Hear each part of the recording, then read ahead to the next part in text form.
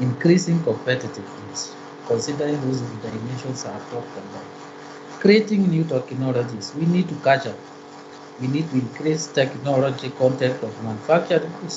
It's also an element of diversification.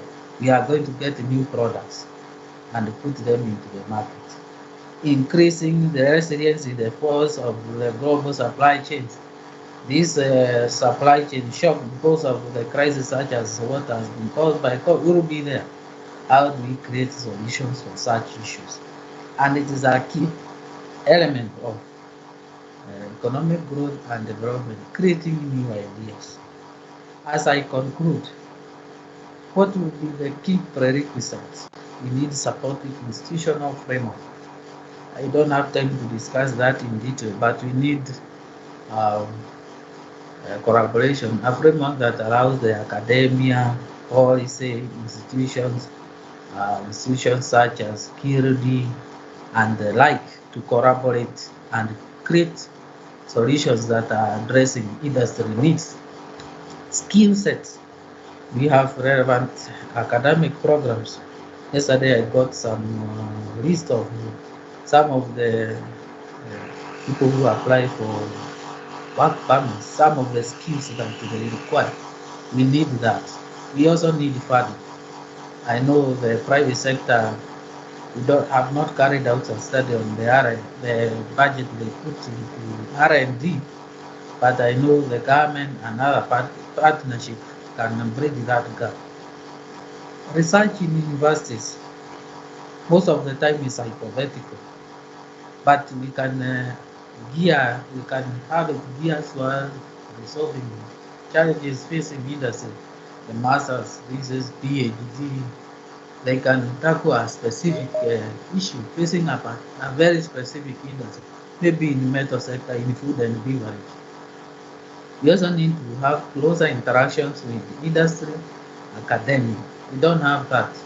There was a time we had tried to set up something with Kenyatta University, but we were not able to get to the final end. So we can have BMOs such as CAM, universities, collaborating so that the researches that the staff and the students are undertaking, they solve real issues facing industry. So that's the end of my presentation. Thank you. Thank you very much, Dr. Simon Kiduku, for that elaborate presentation of how the industry sees the issues around research and how you wish various institutions to come in and help with that research to be able to help the achievement of industrialization. I think it's a challenge that we have noted that while we will wish our manufacturing to go up, as a percentage, this has been on the decline. And so a discussion like the one we are having today is very, very pertinent in making sure that we can be able to reverse that. Yet I'll still want to go with the industry. And here I would like to bring in Dominic Wanje here. He's one person who has worked very hard to create new technologies, new products in the biogas space. So I would like to bring him in at this stage to see how industry, even as we wait on the universities, can be able to fill into the research space. Dominic, if you are hearing me and if you are ready, please go on and make your introductory remarks.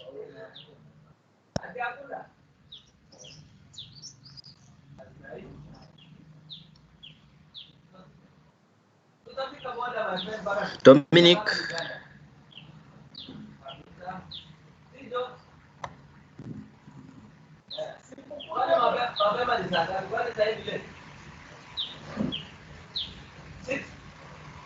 Okay, it seems like Dominic is not able to go at this point. Let me, I had wanted him to go first before I bring in the universities, especially to answer on how they can improve their research, not to be abstract, but industry focused. But while we are still trying to get Dominic to connect, then let me go to the university, and here I will call upon Professor Mining to be able to make his introductory remarks as we wait for the other panelists to join in.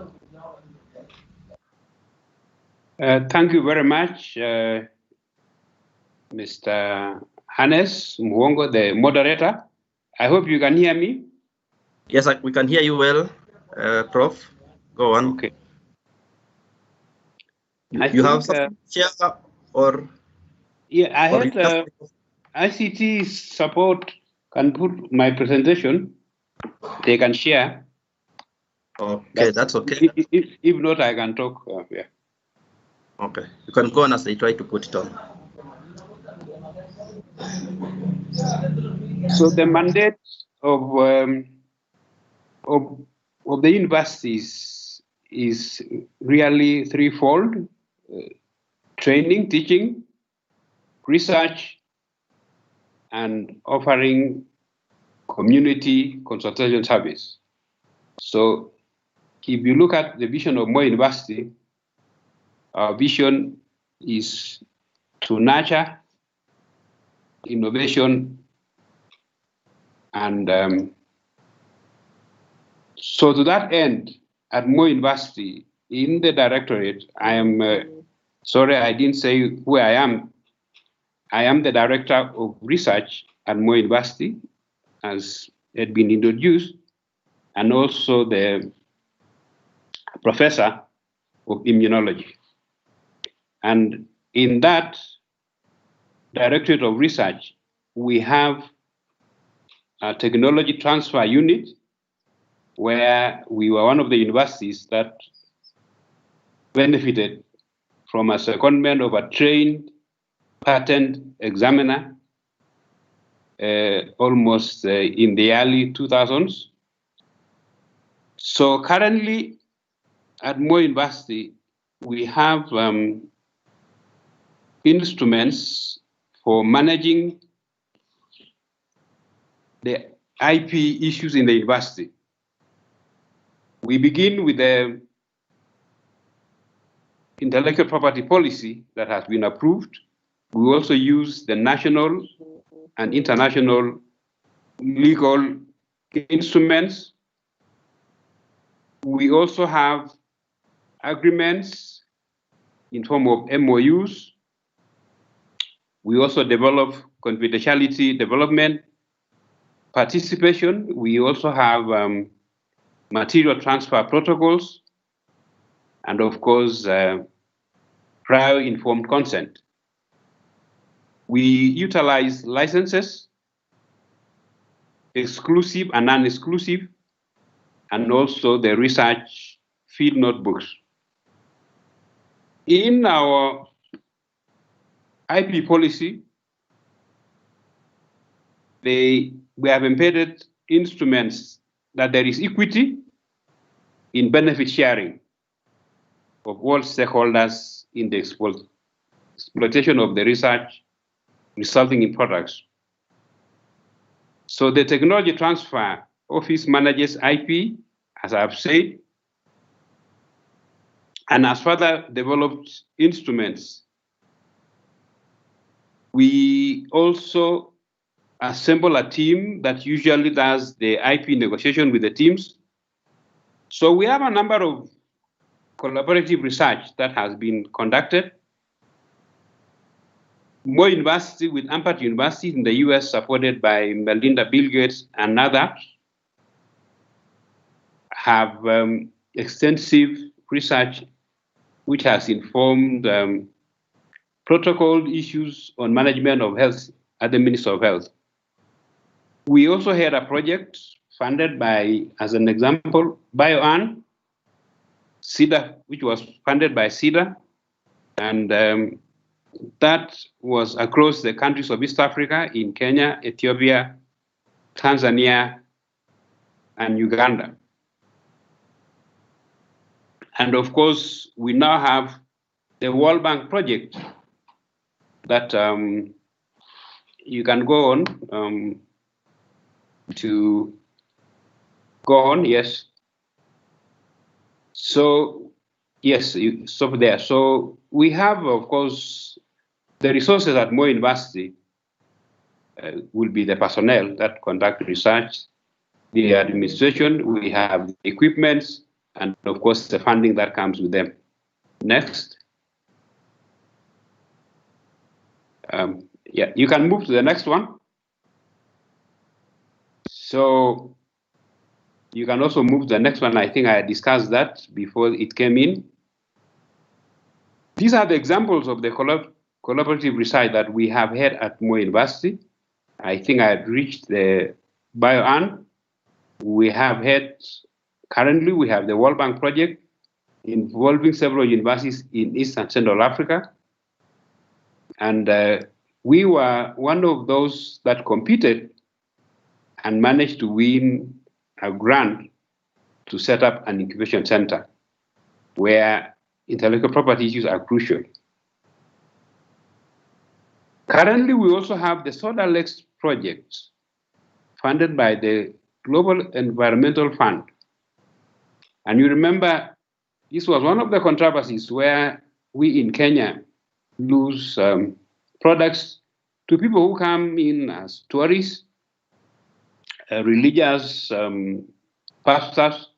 At Lake Bogoria, the enzyme that is used all over the world to bleach the jeans was actually gotten from Bogoria. And after a lot of negotiations, the community is being compensated now. But the University of Nairobi, Moi University, Jomo Kenyatta, University of Agriculture and Technology, and Kirby are now conducting more research because we think there is more than the enzyme that has already been taken away. So we are applying the Nagoya protocol, where you have to have equity shareable to the communities. Next. We also collaborate with industry. One of the examples has been the French bean, now new plant variety, which is licensed to the East African seed. And there is also had been research when we were together with the University of Eldoret on barley. So we collaborated with the Kenya breweries on the barley research.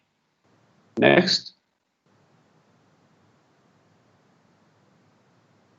Our observations is that the intellectual property clauses become more enhanced as the university becomes more aware of its rights. Not only the university, I think Kenya. The clauses seem to favor institutions from developed countries. So until we are now at the level of setting our IP management system so that we are able to get equity. Usually the developed country institutions tend to have greater IP beneficiaries. And that is why when you are developing your protocols, you need from the beginning to know what may arise. And before I conclude, of course, in Kenya, currently the Kenya Industrial Property Office, which is domiciled at Kipi, processes 3 types of patents: the utility patents, design patents, and the plant patents. And I think the challenge we have is perhaps maybe the impatience, because usually a design patent will take 2 years, up to 18 months waiting as is being investigations are being done. So I think a number of these challenges, KIPI together with universities has been trying to raise a lot of awareness how you can protect. And I think the next challenge, of course, is the commercialization bit and the technology transfer. So in the Science Act of 2013, institutions were set by the Kenyan government, and currently we have the Kenya National Innovation Agency, which is mandated to scout and nurture talent in innovations. And during the COVID pandemic, the institution was able to promote young Kenyans. The low ventilator at Kenyatta University benefited with a grant of 2.5 million. By then, the students had already come with a prototype. They needed to bring it to life. But I think we need to do more than that. The universities and the government needs to give more funding to ideas that can actually lead to commercialization. So thank you very much. I think let me leave at that, and we will have discussions on that. Thank you very much, Mr. Chairman. Thank you very much, Prof, for those remarks. As we go on, please, all of us, let's keep posting the questions so that when we finish the opening remarks, we can start an interactive session where we will look at the questions posted, and then also be able to allow for people to raise their hands and be able to ask the questions live. I've been informed that we don't have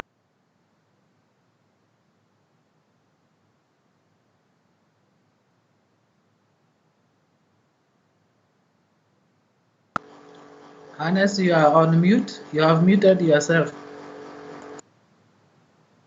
Oh, sorry for that. Yeah, so I had thanked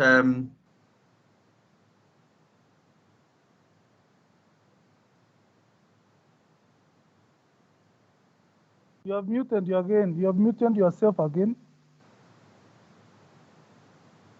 Opening automatic or what? Okay.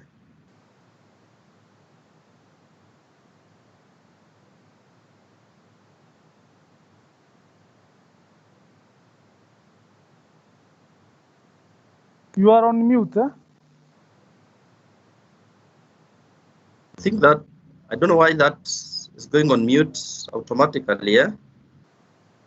Yes, I want to call on Dr. Chelule to be able to present on behalf of Kiridi because we don't have Professor Bigon. Dr. Chelule, if you can hear me, please go on.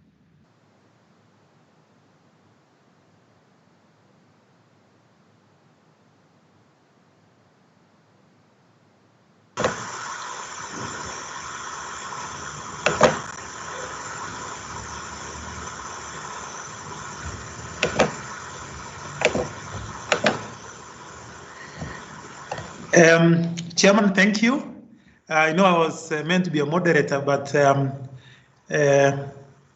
things have changed. My CEO has been called to go to the ministry for some urgent matter, so I have to step in and represent him. Am I laudable? Can you hear me, Paul? We can hear you well. Fantastic. Hear you well. And you can see you can also see the PowerPoint. Yes, we can. So Maybe my apologies. I've done this PowerPoint within the last 20 minutes, so it may not be well in an orderly manner, but I hope it can serve the purpose of today. Okay, thank you. So So my name is Ken Chelule. I'm a Chief Research Scientist here at KIRDI. And so let me quickly run over this. I hope it will not take long. Sorry, I think I've made a mistake here. Dr. Yes. Kindly enlarge your screen, that one. Nice, good. Is that in order? Yes. Yeah, that's Excellent. good. Okay. Thank you. So I know many of you may not be aware, KIRDI is an old institution formed in 1942. And in its current structure, our history dates back to 1979. And following the enactment of STI Act of 2013, we are now we are regulated by NACOSTI. We have many branches as listed there: Nairobi, Kisumu, Bungoma, Kisii, Eldoret, Garissa, Malindi. And one of our famous product is Kimbo. Maybe we'll talk about that later. And our mandate is quite huge, actually. It covers so many areas. Under the Cap 250 of 1979, which was repealed in 2013, it covers so many subjects, as you can see, from mechanical, civil, electrical, chemical engineering, energy, environment, commodity technology such as food and leather, textile. And of course, as we do our R&D, we have an obligation always to disseminate the findings to the Kenyan public. As we speak today, according to our strategic plan, our programs include agro and industrial waste management, value addition to technologies for local materials, modernization of our indigenous technologies as well as processes. We do also domesticate technologies that are from outside the country and which we feel are relevant for our context. Of course, as we do that, we also emphasize the need for clean energy, manage our environment well. And once we have the technologies and they are ready, and we have SMEs who can uptake them, we also provide incubation services as well as manufacturing services. As we speak today, this is how we are supporting our SMEs. These are the models we use for technology transfer. First is the pilot plant, and we have quite a number of pilot plants located across the country, as indicated earlier by the centers. We do technology and business incubation. This could be within KIRDI, could be virtual. We go to the SME and support them at their site. Through our common manufacturing facilities, we also help MSMIs or SMEs. I'll go into a bit of detail in that a bit later. And we do a lot of technology training and capacity building for the sector. And for those who are in a position to support large industries, we've in the past made arrangement with Ken Invest through the support of UNIDO, where small industries can supply parts or commodities to the larger industries at a part process basis. And obviously, we also provide fabrications of machinery for small production and advisory services on the same. Our training, as I indicated earlier, tend to be group, can also be individual, can be within our site, and can be off-site, meaning at the side of the SME. We do a lot of training across many technologies. Some of the popular ones include animal feed formulation, around the cosmetic area, leather technologies, something on green energy, particularly biogas and cookstoves. Our big area is around food, as well as within textile, we do sanitary parts. In terms of business incubation, we do a lot actually. This is one case of, I think, 1 or 2 years ago where we did MSME, we supported incubated 28 SMEs, or micro and small enterprises. During incubation, we support enterprises in terms of technical skills, standardizing their products, also addressing the market requirements, because we have had cases where people are exporting to specific markets outside of this country, so we study what those markets are, and then facilitate them to get the necessary compliance. Of course, all of the products that are made locally must comply to Kenya Bureau of Standards. So we do a lot of testing, looking at regulatory requirements, packaging them, and where required, we also assist SMEs to come up with dossier to support the product. In terms of common manufacturing, and this is one of the more popular programs as we speak, it supports SMEs who may not have facilities, who may not have personnel, and may not have space to operate from. So what PTRE does is that it provides equipment which will be commonly used by more than one SME.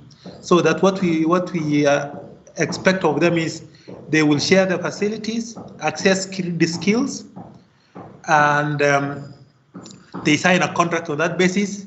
And more importantly, they must be willing to co-share with others. So we have an arrangement where we can accommodate a certain number of SMEs per week, and they come in shifts. So in the context of the topic today, this is what I want to say.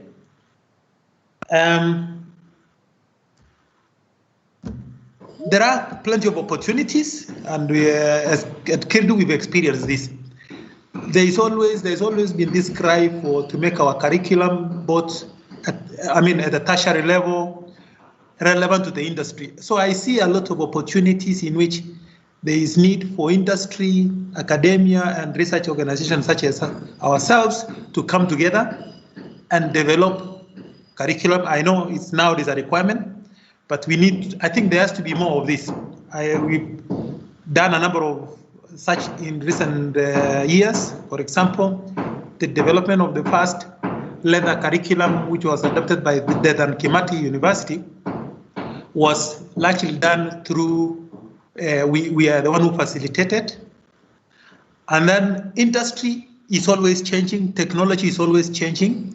So there is also need for both academia, research, and industry to have short courses so that we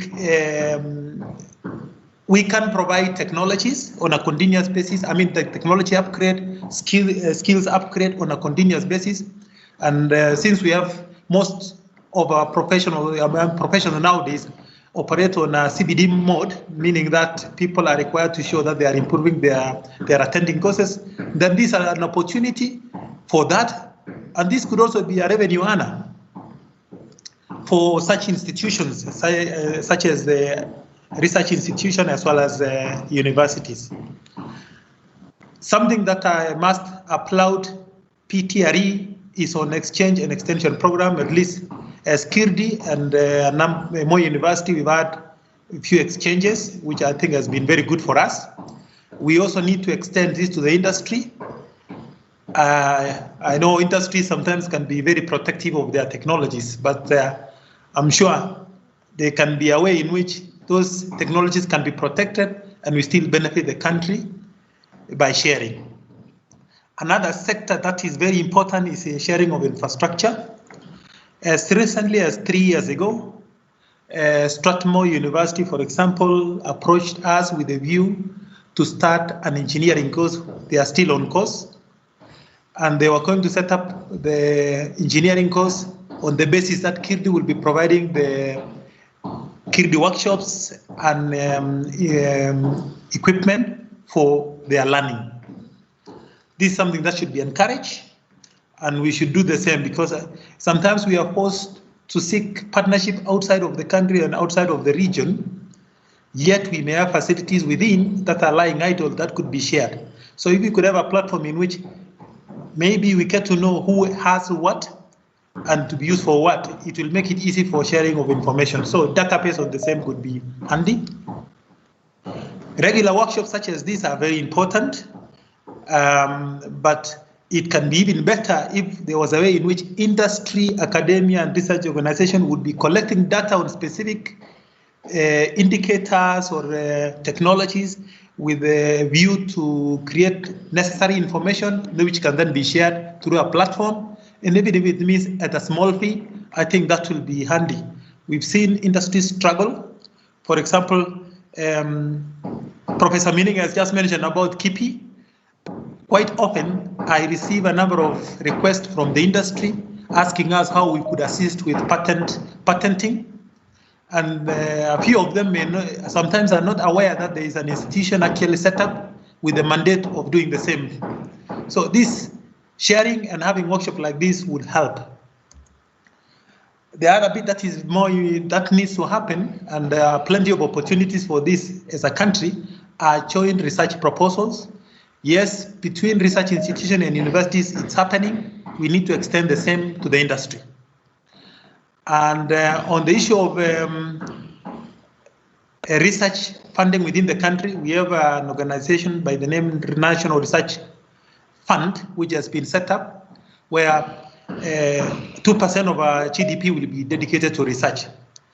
I think there is need for reform of this institution because at present, disbursement of money, I know there's an arrangement in which NRF disperse money, but for purposes of enhancing collaboration and also improving productivity as well as innovation in the industry, maybe there's a need in future to dedicate fund in this way. There could be a fund dedicated to the research and universities, some dedicated to the industry and the academia research, so that there's a portion for each sector. This will allow for quality research because at present, everyone can apply. It is in one pot and it makes it difficult because you really want to have a dedicated research money over a period of time towards a given theme supporting a certain industry. That way we can make a meaningful impact to the industry. And lastly, or second last, when we talk of innovation, there are not many innovations that come outside of academia and research. And when they are from the industry, they tend to be confined to the industry get to know. I think we need to find a way in which the three players can work together with a view to come up with innovations or IP translated into innovation and commercialization. That way, there will be an interest for everybody, because if there is research that will lead to IP and innovation as well as commercialization, industry will strongly support it, and it will create a different ecosystem for doing research. And finally, we need to stop what I call eureka moments. And I describe eureka moments to be situations like we saw recently, where some Juakali individuals along Gong Road coming up with some versatile chair that can be converted from a chair into a table, and we are singing as a country. Yes, it is an innovation, but if you look at it, there is nothing research, academic, or knowledge that has gone into it. It's just a pure moment of something has come up with a nice idea, but nothing has gone into it. As we speak today, M-Pesa was also of a similar type of innovation. Yes, it hit the market, it hit the world. If we were to talk today, if we were to go into papers to see how it was created, no one will know. These I call them eureka moments, and there is need to have knowledge behind some of these very good innovations that come out of nowhere, but we need now research, academic to go into the basic of it, the foundation, with a view also to improve it. As we speak, some countries have advanced now beyond M-Pesa. You can go into with a mobile phone into a shop. When you pick an item, it will automatically reduce the money in your account without necessarily keying in your code or your password. Yet we are stuck in M-Pesa as it was a few years ago. So we need to be more dynamic, but as I said, more importantly, avoid eureka moment, or when we get a eureka moment, we now look into a bit of knowledge behind such innovation. And as I said earlier, Kimbo is a famous product, and that's how the name was derived. Chairman, on behalf of my CEO, I would like to say thank you for the opportunity. Okay, thank you very much, Secretary. Very insightful comments and presentation from KIRDI. And for those who don't know, KIRDI, I think, create a nexus where industry and research and academia can easily come together, make the research and development and innovation possible. I want us to bring in our last panelist who is available today. That is Vesa from NOCAT. NOCAT is an industrial player in the energy space, and they have done very interesting things in the country. And as we have been discussing how to manage the collaborations and how industries can be protective of their technology, I think Vesa will be able to shed a light for us. What is it that makes industry maybe protective, and maybe what ethical issues can be put in place so that we can be able to get into an open innovation forum where everyone is comfortable to collaborate and also sure that they will be able to be part of what comes of the collaboration. So Vesa, please welcome, and it's your time now. Yes, thank you, and good afternoon all. Yes, I have a little bit different approach.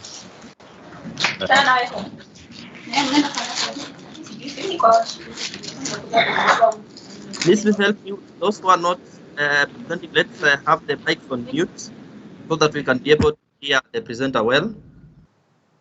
Those who are not, okay, thank you for that. Vesa, please go on. Yes, so my approach is a bit different, and actually I don't have any huge slideshow, but this is to kind of illustrate where I'm coming from. I have been working with innovations for roughly 20 years now, and but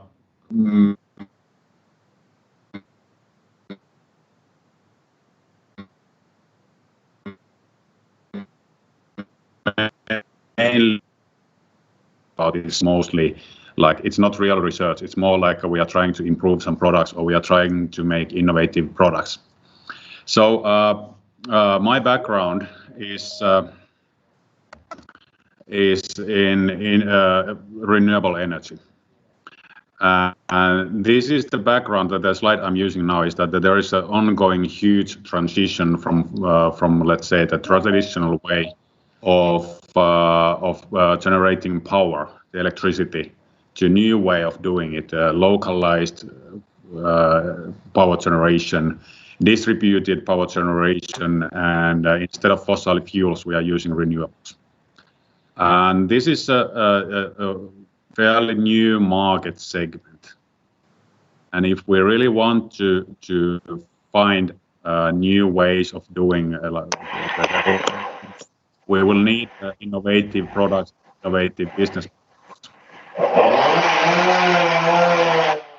Let's say experience, if Funny is talking about R&D, search and it's a different story from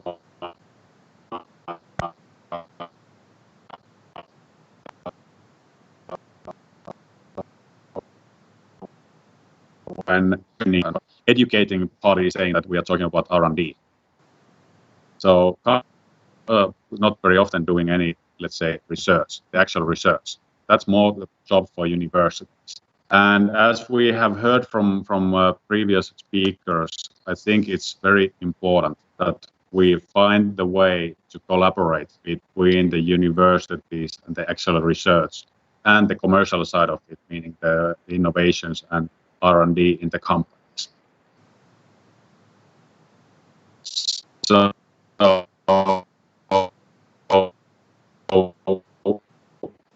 because this is the basis for the innovative industries.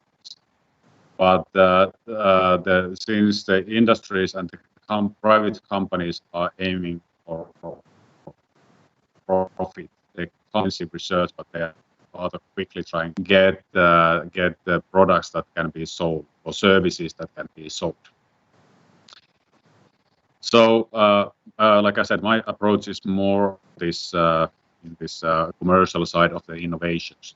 But at the same time, I'm saying that it's very important to realize that the real research, or the research done by the universities and scientists, that's the basis for all the innovations. So I have been leading R&D departments in big corporate jobs for 10 years, and now for the last 10 years I have been running a company whose success is actually based in niche. But we have to commercialize those innovations quite quickly so that the time to market is as short as possible. But with these words, this is the introduction to me and to my approach. I'm very much interested in hearing all the other speakers and all the discussions today. So, thank you. Good. Thank you very much, Vesa, for that very concise introductory remark. So we are going to go into the question and answer session to try and address some of the answers, the questions that people have put up, and sort of bring down the discussion from a rather intellectual discussion, or where it was more or less structured based on different perspectives, but to bring it now to the understanding of a common man who wants to participate in research. He or she may not be in a training institution. He or she may not be in a research institution, or maybe in a company that is doing a lot in the area of innovation, but really to demystify these issues around research so that people can know what's happening and what they can be able to do. So just to kick off the questions, maybe I'll start with Dr. Simon Kiduku.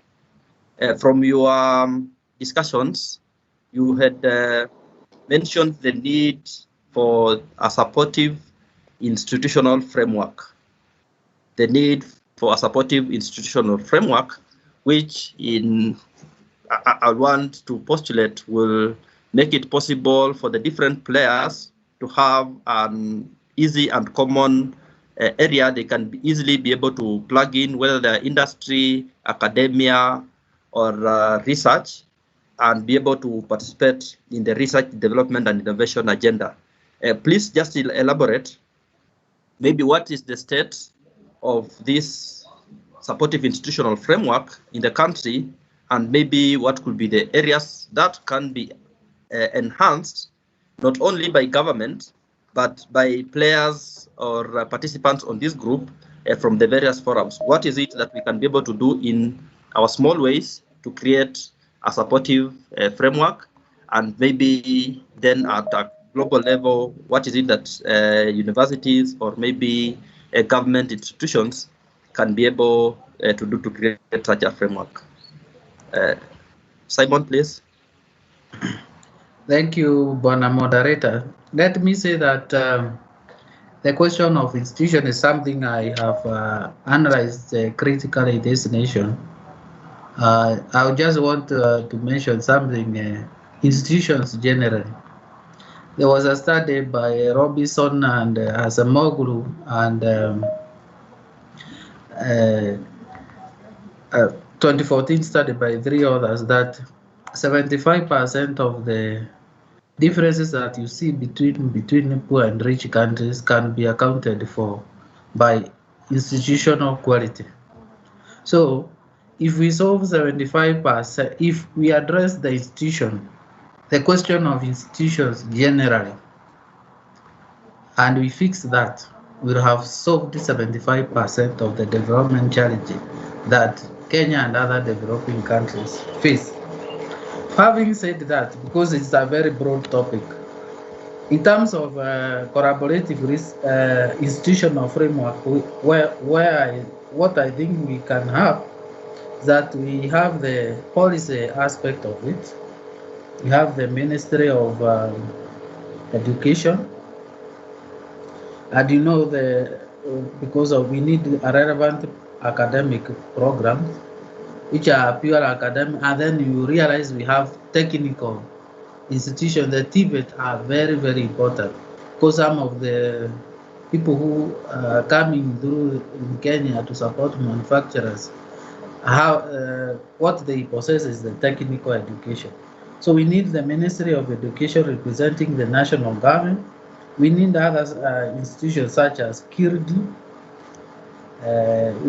We also have other institutions like Kenya Industrial Estate, and then the private sector. Private sector, I'm just thinking from my feet. Private sector such as the business member organization. And when I look at how can we journey, how can the institutional framework support that, I mentioned about a startup. A startup is an idea. If a university student comes up with an idea, it can be patented by relevant institution, and they can decide to commercialize it themselves or sell it. The manufacturer, if it's in manufacture, they can sell it to manufacturer, and they'll get back their intellectual and other input they are putting. So now, if that idea is that business idea is to grow to become a small enterprise, and it requires automation, digitization, the institutional framework should support that, both in terms of finance and non-finance. And then I said the universities, they can see how the research that is undertaken by students, particularly those at the graduates level, they can address a specific issue. I remember one time talking to a manufacturer who processes juice, and they told us the reason why they don't process apple, mango, is because once you put it on the shelf, it is what is it? Is it called decantation? When you have the solid component, it is the separation of water and the solid part. I am forgetting the technical term. So a research can be put into that, such that such mangoes can be value added. I'm just giving one of the example. The issue of aflatoxin affecting the peanut butter and the import, because of the standard requirement, they will be required to import these things. So it's a very broad area of support that is required. It can be a company specific, or like the aflatoxin issue is an industry issue. And we have quite a number of manufacturers producing peanut butter. So I'm just giving those as examples. I think I will stop there for now.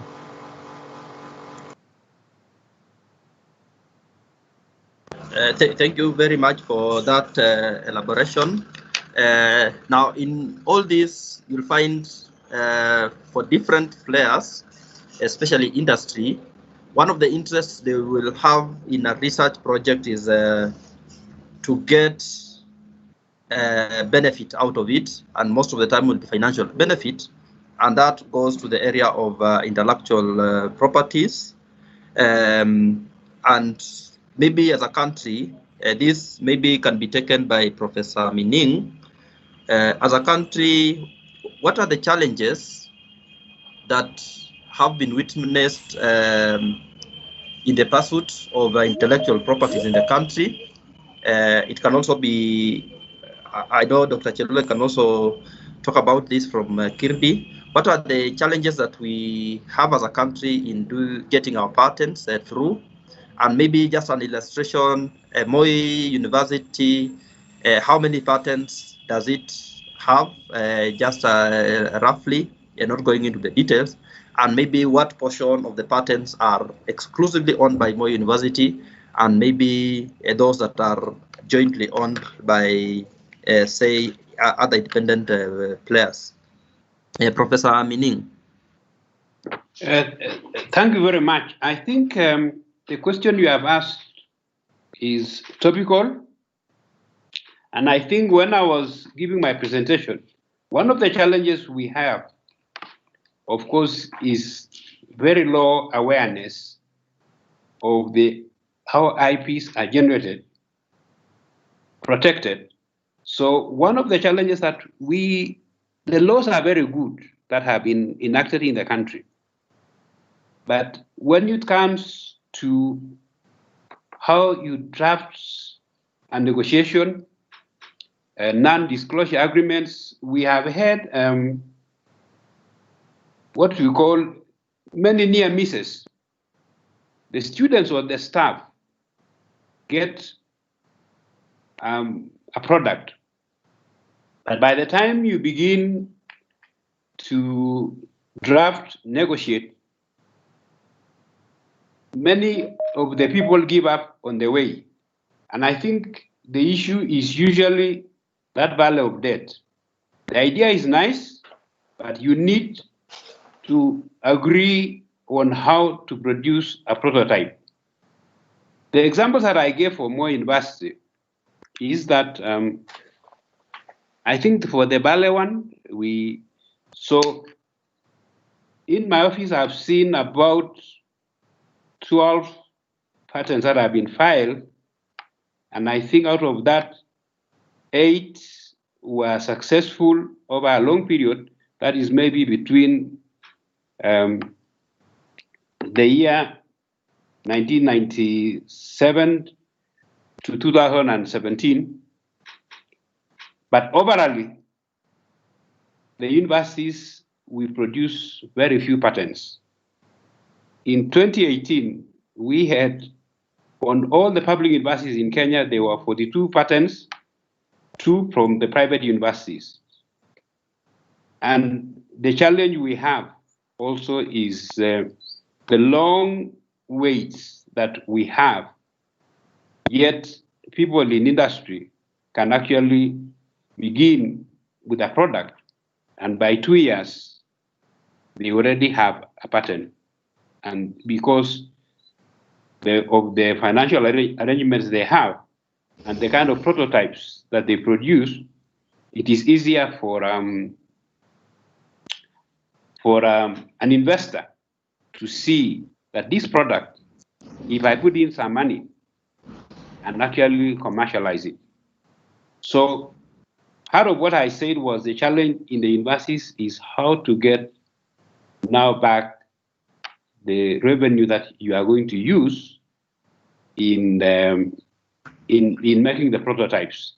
So one of our achievements was through the Center of Excellence, who are hosting the conference, was to get funding to create an incubation hub. Because then when you have very many ideas that have been brought up, they need actually to be perfected and also made it attractive for an investor to come in. So I would say we are not doing very well at Moi and generally all the universities in terms of the number of patents that come out.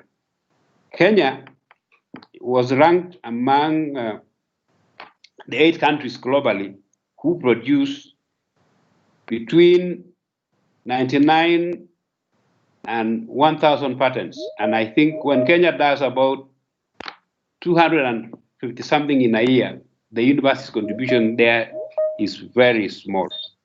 And I think this is an area where we are saying what Dr. Chelule discussed and also what Simon discussed is we need a larger framework in which when these ideas have come, how do we then take to the next step to make a prototype, test it?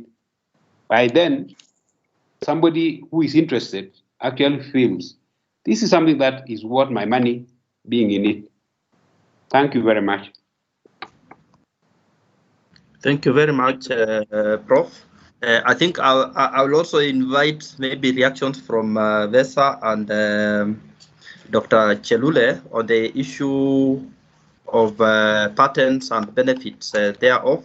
Maybe if they have any information from a research institution perspective and say from the industry perspective for Vesa on how some of these challenges can be overcome to be in a position to get more patents, and especially those developed out of collaborative efforts.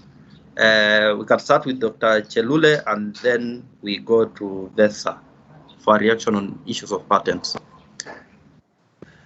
Thank you, Chairman. This is a very delicate subject, as duly recognized by Professor Mining, but I want to build from where he left. It is true that we are not doing very well when it comes to patents. One of the problems is the number of people who are actually involved in the patenting, what they call in the US patent attorneys. Usually there's a bit of legal knowledge you require, and you also need to have a bit of technical knowledge. So you would expect a person to maybe have done some science degree and then go on to do some law as to further to be in a position to do patenting. That's what I've seen many of the patent attorneys doing. So because of that, we struggle. In fact, as we speak, we tend to get support from South Africa for the patent that go through. At least I've interacted with one or two lawyers here in Kenya, and they've said once they have done the drafting, they have to liaise with the counterparts in South Africa. So it's a big challenge, but KIPI is trying. As an organization ourselves, we do applications we register patents. Since 2012, I think we've around 8 patents granted to us, and I have a total of 41 applications. So we're not doing very good, but at least there's something happening. And commenting on what Professor Mining said, yes, we could have featured in the category between 100 and 1,000, but if you do the analysis, you will find that these are the people they were trying to address in the Nagoya Protocol they were doing, because there are quite a number of people who have come from outside the country, who have come and seen opportunities, and they are trying to register. Now, I've always had a thought process on how we can mainstream patenting and commercialization in particular. And in government, there's something called performance contracting. In performance contracting, there are things that have been mainstreamed, such as gender issues, corruption issues, youth, and stuff like that. I think for this sector to progress, there is need to mainstream R&D. And some of the indicators that should come out should be not how many patents have been applied, but how many patents have been registered, granted, and commercialized, and have found homage in commercial sector. That will automatically force government institutions to seek partnership with the industry.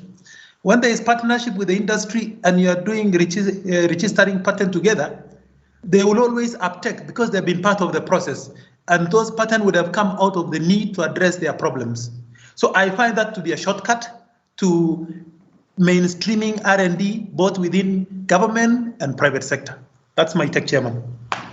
Okay. Thank you very much for those comments. So at this point, I want to bring in Vesa for a comment on patents, and we are now getting also into the plenary questions. Vesa, as you deal with the same question that the two gentlemen have talked about on issues of patents and collaborative research, there's a question for you on ethical issues in collaborative research from Mary Wahobe. Maybe as you delve into issues of patent and how we can improve, maybe as a country, you can also look at the ethical part of it. Vesa, please.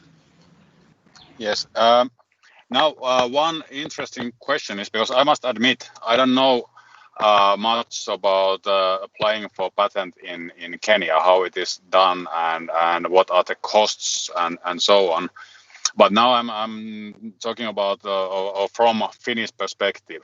So basically here, to apply for a patent, it's not that expensive because you go to a patent attorney, or actually there are several companies who are helping you with the patent application. So you don't have to know the legal side of that much. You just have, as for example, if I'm as an innovator, I have an innovation which I want to patent. Then I go to this office and I explain that this is what I'm willing to do, and this is the unique part of my innovation. And it's about 5,000 euros. They do all the work. They do the writing in a form that it should be, and then they get the patent pending status for your patent application. And then for 1 year, it stays in patent pending status, and during that time, your innovation is actually protected with 5,000 euros. So for private companies, that is not really too expensive. Even if you make let's say 10 patents a year, it's big amount of money, but still it's something that almost everyone can afford, at least if you have a really good innovation. But then, as I don't know now how it is in Kenya, but the collaboration between universities and private companies, I'm just thinking that if university could do the patent application quite easily and with a reasonable cost, could one approach for university be that they are actually then trying to sell those patents or the ideas or some product, not prototypes yet, but the idea of a certain product, maybe including the patent, to a private company? That could be a way of benefiting of the investment if the university is investing to the patent applications. This is more like more thinking out loud and thinking from the different perspectives. Thank you very much, Vesa, for those comments. So I'll read a few questions from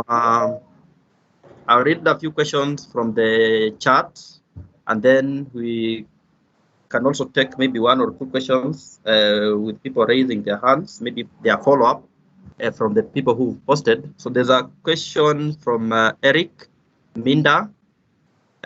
What could be the trigger for the industrialization in Kenya? I think this came as a consequence of the presentation from CAM, where we've noted that instead of growing our industrial or manufacturing, it's been declining. So what could be the consequence? And then another question, maybe I can pick a few before we respond. How has your association, I want to imagine this is Kenya Association of Manufacturers, assisted in the linking research results to the industry and manufacturers? And does CAM have programs aimed at revising the industrialization trend? Maybe you can take those ones directed to Dr. Simon Kiduku. Mainly, they have been directed to CAM. Please have a go at that. Thank you, Hannes. So I'll say in brief, the industrialization has many facets, but one of the things we advocate as CAM is competitiveness of manufacturing sector in Kenya. That has many dimensions, including illicit trade, which eat into the share of domestic market. You have the costs of production, the electricity, the regulatory environment is very complex, a very complex tax regime, which causes a lot of administrative burden on manufacturers. You also realize that we have a lot of stiff competition from other countries, China, India. Our partners in the EAC are also growing their industry. And what happens is that if you have 100% economy which comprises of industry, services, and agriculture, when the others grow faster, like services, they eat into the share of others. If the service is growing faster than actually even the share of agriculture is increasing, so the others must necessarily decrease. So those are some of the factors, but we have actually five. We categorize the issues into 5 pillars, which we publish what a document we call manufacturing priority agenda. So there is the policy environment, issues of competitiveness of manufacturers, that we all those dimensions I talked about, and also the ease of doing business, and the whole policies environment by the government. And then you realize that industrialization alone, the reason why African countries have not been able to sustain their economy is because they have a gap in the other two fundamentals I talked about, the human capital, particularly education, skill, and the training. That is a major gap. The institution framework, some of the we are touching part of it in our discussion today. So all those must be solved so that we can have sustainable development. Then I will talk about the research we do, and that's why that is particularly the role I play here at CAN. The research is mainly on policy advocacy, because we believe in fact-based advocacy. And actually, before this, we had a webinar with the Treasury, KRA, Ministry of Industrialization, and some audit firms about. We are talking about the tax regime in this country, which is a major problem for manufacturers. And next week we'll be meeting the World Bank, because they have indicated some of the exemptions, what they call tax expenditures. The government is giving a lot of those tax exemption, but there is no commensurate impact in the economy in terms of investment and such kind of things. So that is the kind of research we do, we engage. But this other one, we appreciate its role, and that's why we are calling on partnership between an institution like we may not have as we wait for that bigger picture institution of framework, we can start, and then we escalate as time goes. The universities engaging with CAM, then linking with the industry, so that we can have that partnership between the academia and CAM and the specific manufacturers. So I think I'll stop at that point for now. Thank you very much, Daktari. We have a few more questions that have been posted. I will also read them so that we can be able to respond. How can research institutions and researchers benefit from their from the commercialization of their output? Maybe this can be dealt with by Professor Binig and Kirti. I'm sure it was mentioned in the presentations, but there is no harm in just clearing that as we draw towards a close. Let me also, we have a question from Dr. Charles Nzila. He asks specifically, what kind of support does KIRIDI offer institutions with regards to application of patents? Does it take care of all the relevant costs? That will be dealt by Dr. Chelule. And maybe as they do that, they can also start making their closing remarks, which I will request that they do alongside a comment on how the pandemic that we are in, the COVID pandemic, has affected research and the possibility for collaboration. Has it hampered research? Has it enhanced research? Has it created new avenues of research? And maybe glaringly, even though we may not, most of us might not be in the medical field, how comes that we have not been part of the vaccine process? So I will start with Dr. Mening, Professor Mening, and then we come to Dr. Chelule.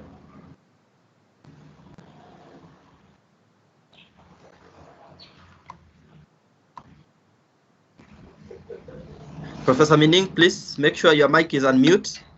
Please unmute your mic, please.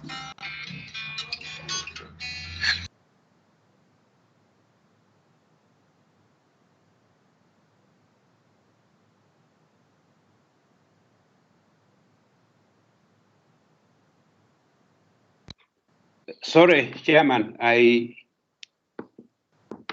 So for the benefits, the policy is very clear that there are proportions. For the inventor, he will take between 60 to 70% of the ideas, and the university in our policy takes the smaller part. But usually, it is negotiable. There is no way that the inventor is going to get less. So in our document policy, the ratios are defined. The COVID era has impacted quite negatively on us on research. I manage a big docket of research funds. Uptake has been very low because the research activities in the field, especially during the lockdown days and restrictions and curfew. So, but also during the period of COVID, we have received very many proposals towards mitigation of COVID, and specifically in many areas. I think this is the time that my office has received well over 50 support letters. People have been able to respond to a lot of research calls that were directed towards COVID. We are yet to see, of course, the results. But some of the calls were very specific for COVID thematic areas, and the university has responded to that. I think was there any other question? I think the benefit I'm saying is the policy is very fair on that. Thank you. I think that has you have responded well. So over to the other panelists as we close. Maybe within a minute, just a response as we close. Dr. Chelule. Yes, in terms of benefits, we also have our own policy. But personally, just to show you, it cuts across the world. I have a patent in the UK with Leeds University. It was commercialized in 2012. The policy of Leeds is that 60% of the proceeds, of course, the patent is owned by the inventor. The proceeds, 60% the university take, 40% it's shared by the inventors.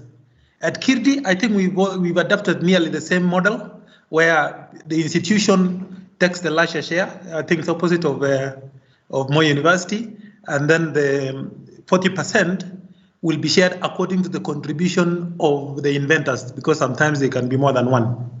In terms of support for patent application, we can advise. We actually have a patent office. That's why our patent applications are increasing. Usually we would advise anyone, we still go to KIPI.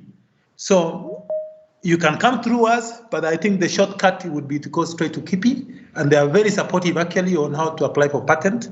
They have done a lot of campaign in the recent past going around and sensitizing on the same. They should have come to Moi University at some point or Eldoret. In terms of COVID-19, yes, it has definitely affected the way we undertake research, especially for the people who would go to the field.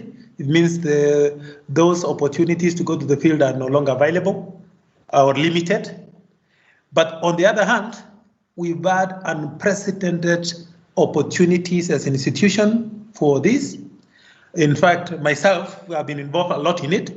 We are supporting a lot of SMEs in the sector with the ventilators, with the mask, and many other medical devices that are being developed. So to us, it has been a very busy period since, let me say, April. That's when we've been busy about COVID-19. But the other form of research have gone down, obviously. Thank you, Dr. Chelule. Maybe a quick remark from Vesa, closing remark, please. And then, Vesa, please, if you have a closing remark.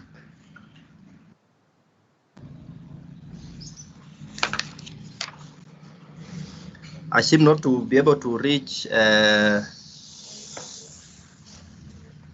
Vesa. Yes, Simon? yes, sorry, I had some technical problems here. Yes, this is in general, this is very interesting topic, and I believe that we should find the ways of removing obstacles, if any. I mean, between the patents and the good innovations.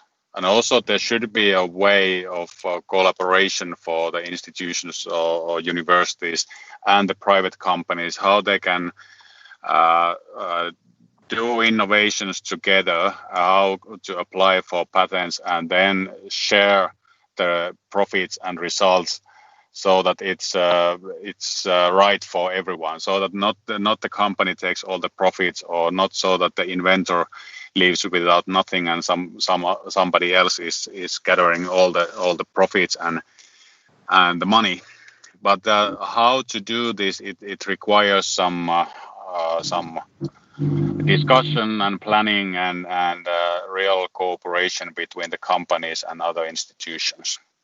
But it's an interesting topic, and in my opinion, any innovation or good result out of some research shouldn't be left without any notice or any, let's say, commercialization because somebody didn't or couldn't afford of getting it patented or didn't have the ways of bringing it out to everybody.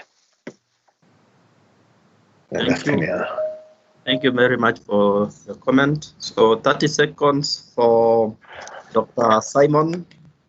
Your closing remarks. Simon from Camp. Okay. Yeah, thank you for having me in this webinar or conference. I would just say comment on two issues. One is on collaborative research. I think we can start the Moi University can have an MOU, and then we can try to operationalize it. There might be teething problems here and there, but it's a journey that can start off. I think there was a special focus on textile, can be on such areas, can partner in terms of academic programs, so that the programs, at least at the university, are more relevant to industry requirements. SME support, something that CAM is really pushing hard, and they face challenges such as standards, automation, digitization, and the like. I see the second one is on COVID-19. I see it as an opportunity, creating solutions under what is the new norm, because the corona is remaking the world as we know it. Even if the cloud will be over, we might have a similar situation in the future. How do we become more resilient as businesses? So I think that's something that we need to work on, and also the government to be more agile. We saw how quick the manufacturers were innovative, but when it comes to standard approvals of those innovations, there is a lag from the government. So these are the agility on the government side we need to improve. Thank you very much. Thank you very much, all our panelists. Thank you very much, the organizers. We are coming to the end of this session. Actually, we started a little bit late. We have overshot the time a little bit because of that challenge, but we are now coming to the end of the session. As most of you will know, I come from the Association of Energy Professionals, and there we create communities of practice where people can come to collaborate on various issues, to cross-pollinate ideas, and be able to create some of these collaborative researches that we are talking about. We have worked well with the Center of Energy and at PTRE on a number of issues, and maybe just for the knowledge of the team here, one of the areas that we want to work very hard is in the area of electric mobility, and we are developing a concept where we would like to have all the information around what is happening in the e-mobility sector in Kenya in a common place, so that anyone coming in can be able to know where we are and where we are going and how to plug in, and it's something that we are working very closely with the center to do that. If Professor Ampros is on as our host, I will not want to close without giving him a chance, maybe to just give a vote of thanks, and I'll give him a challenge. Professor Ampros, are you on to close for us? Okay, thank you, Engineer Anes. I want to thank all. Just a moment, Prof. I was checking if you are on. So if you are on, as you give us your closing remarks, there is a challenge. In Kenya, we have a gap for patent attorneys. I think that is one of the things that I picked. So as a center, as a university, what are we going to do? Are we going to train engineers to become lawyers, or are we going to get some lawyers to give them some technical information to lead us in this? Thank you, and over to you, Prof.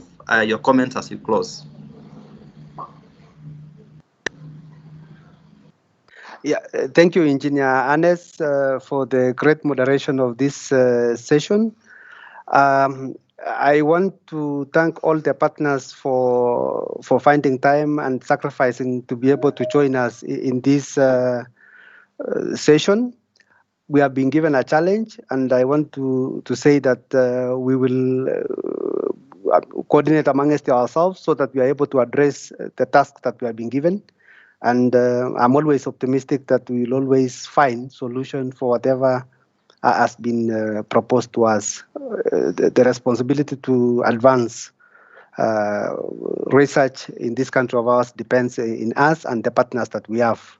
And because of time, I now want to hand over the session to the chair of the conference, who will now take it from me. Thank you so much, and a big clap for all of us for the good job done. Thank you. Thank you very much, Professor.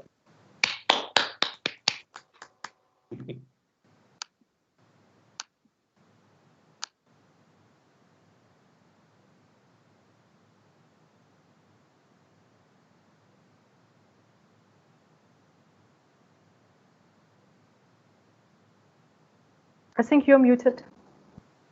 Yeah, Chair, we can't hear him. Hello. Thank you very much, Anes and Professor Kiprop, for moderating the previous session. And I'm saying we apologize for the delay in starting this SDG 12 interactive session. And without much ado, I want to ask Professor Zinaida, I hope I'm pronouncing it correctly. You're very correct. Yeah. Thank you. To take over this session and introduce your panel. I can see all of them here. Please take it up. Thank you very much. And let me try to share the first slide here. So the first technical challenge is almost resolved. Yes, it is. So, distinguished colleagues, dear friends, indeed we are a little bit short of time, therefore we will rush a little bit, particularly because a couple of panelists must leave in about 10 minutes. due to other competing priorities. So, but it is our pleasure to welcome you to the SDG panel of the International Association of Universities, Higher Education and Research for Sustainable Development Cluster for UN SDG. I guess it is a priority for us to explain what is this panel all about. International Association of Universities has a network of various universities all over the globe dedicated to various SDGs. This particular one is dedicated to SDG 12, which is about responsible consumption and production. And on the map here, you see the distribution of the core universities which are leading the cluster. This University of Regina in Canada is being a chair. Back to our panelists, their positions you can see on this slide. But what I would like to draw our attention is that this is a rather exciting panel because it is remarkably represents different disciplines from philosophy to natural sciences to management disciplines as well as education. And it is also a number, it represents a number of international processes and network related from one hand to the education for sustainable development, such as regional centers of expertise. Roger Petrie represents RC Saskatchewan in Canada. Margit, which is not with us, but represented also by her colleague Detlef Landau-Bank, represents the RC Odenburger Musterland in Germany. And this network is more than 150 RCs all over the world.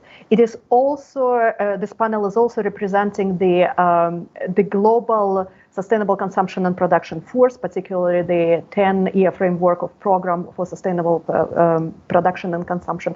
It is also bringing together 4 continents, South and North America, Asia, Africa, and of course, Europe. So we are excited to open the discussion around the topic of SDG 12. This topic focuses on sustainable consumption and production, as we all know, as this is a topic that, in our view, is at the center of the whole debate of building back better from crisis. The panelists from the previous session very appropriately commented on that.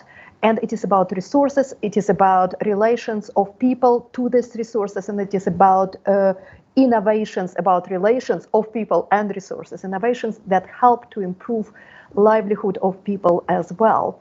So in this discussion, we will focus on a few issues, and just to give you a little bit of an insight, we are going to exchange ideas on situation called to life by COVID-19 pandemic, and most importantly, discuss chances for institutions of higher education to rise to the challenge or to retreat in view of current situation. And cases, a crisis, as we know it, put certain very high pressures on many universities. And we thought prior to the discussion as a panel that it is very important to acknowledge that hardship is being brought by pandemic, and it puts many universities in difficult positions, and that dependent on their risk appetite, if you will, universities do legitimately assume higher ambitious role, or they might also assume rather frugal attitude to the future. They might choose to scale down on their ambitions and start interpreting their functions in a more conservative manner. Other universities, of course, see the chance to change their ways of working and come closer, trying to innovate in the research education and community outreach in line of the challenges. So the panel is a chance for us to think about all of this, about challenges, about opportunities in the context of SDG 12 that talks about aspirations in relation to bringing forward sustainable consumption and production. And also SDG 12, again, let us remember, is a key topic today as it touches both the economic side of development, which is a high priority for many of the governments and other members of the society, as well as environment, and also we are talking about role of the university, which can shed a lot of light on how the innovation system, the new system of dealing with life and livelihood can be organized.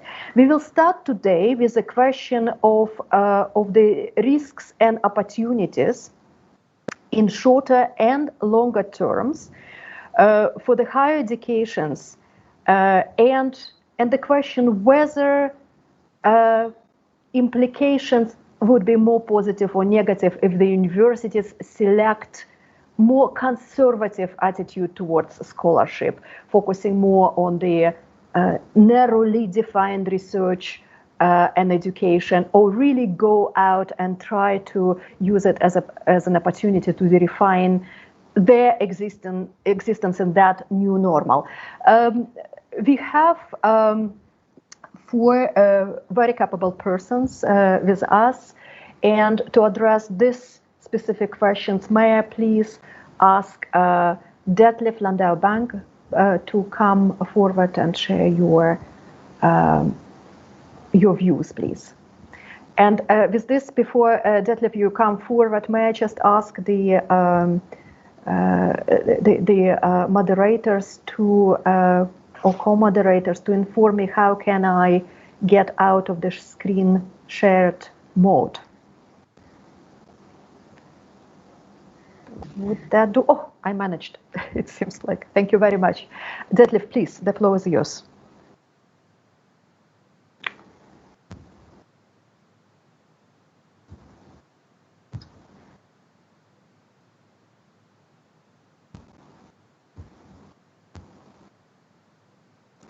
Kindly, Prof, you are on mute. You are muted, Detlef.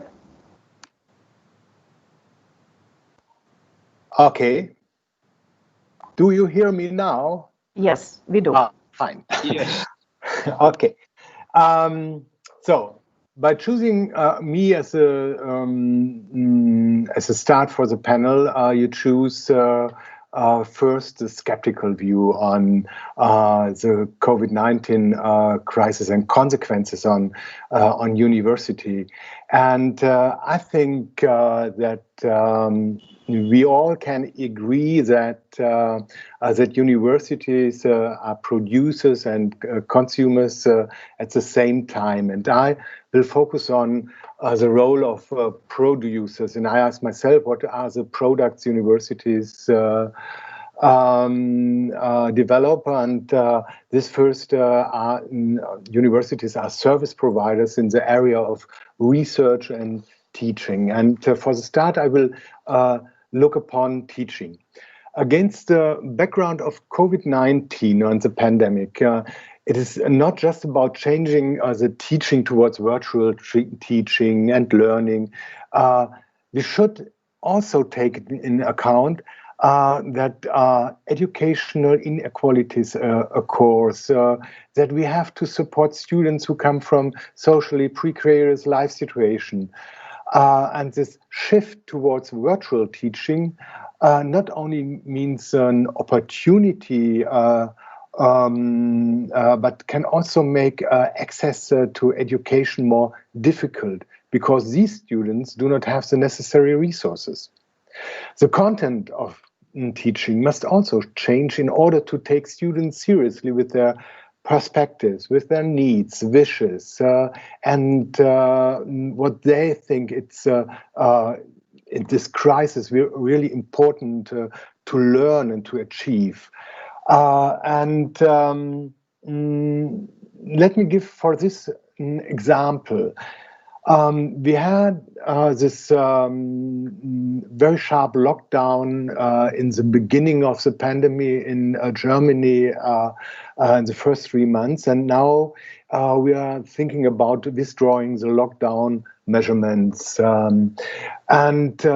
Withdrawing the lockdown measurements, that means that we increase the risk of infection with COVID-19. And when if we do this, then we have to ask ourselves, what is the use of it?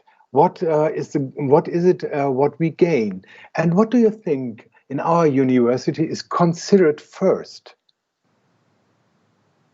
They considered how can we conduct exams and colloquia in such a way that it is impossible to cheat, in order to ensure the examinations and the colloquias and whatever, and that they will be carried out very correctly.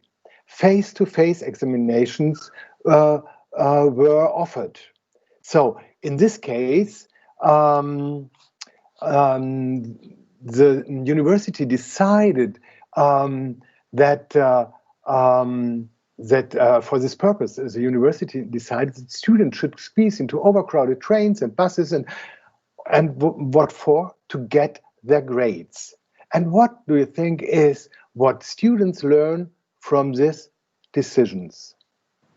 So, and what I ask myself is, what's about the first-time students? What about students who are looking for communicative exchange with their docents, with their professors, because they couldn't find response in their families, in their peer groups, in their all-day life?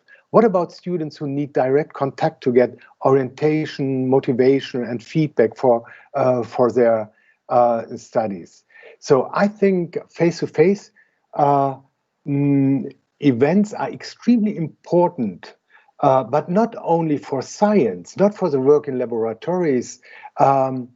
This fits to science, but what is also very important is that we have to do it in humanity courses and studies, and students should learn for what we take the risk of face-to-face seminars and so.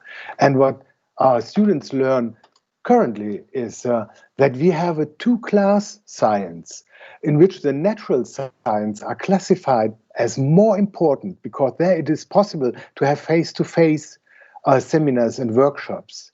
And they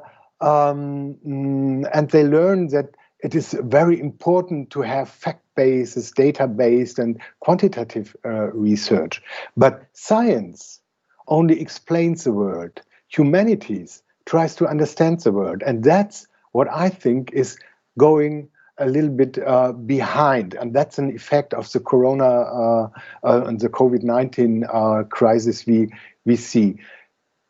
So in conclusion, we need both science and humanities, and we need the participation of students in decision-makings of universities. COVID-19 lets us get used to the fact that decisions made in another place, made from above.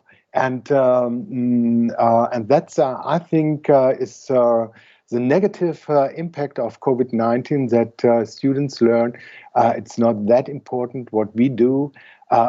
Very important is science, is examiners, and is this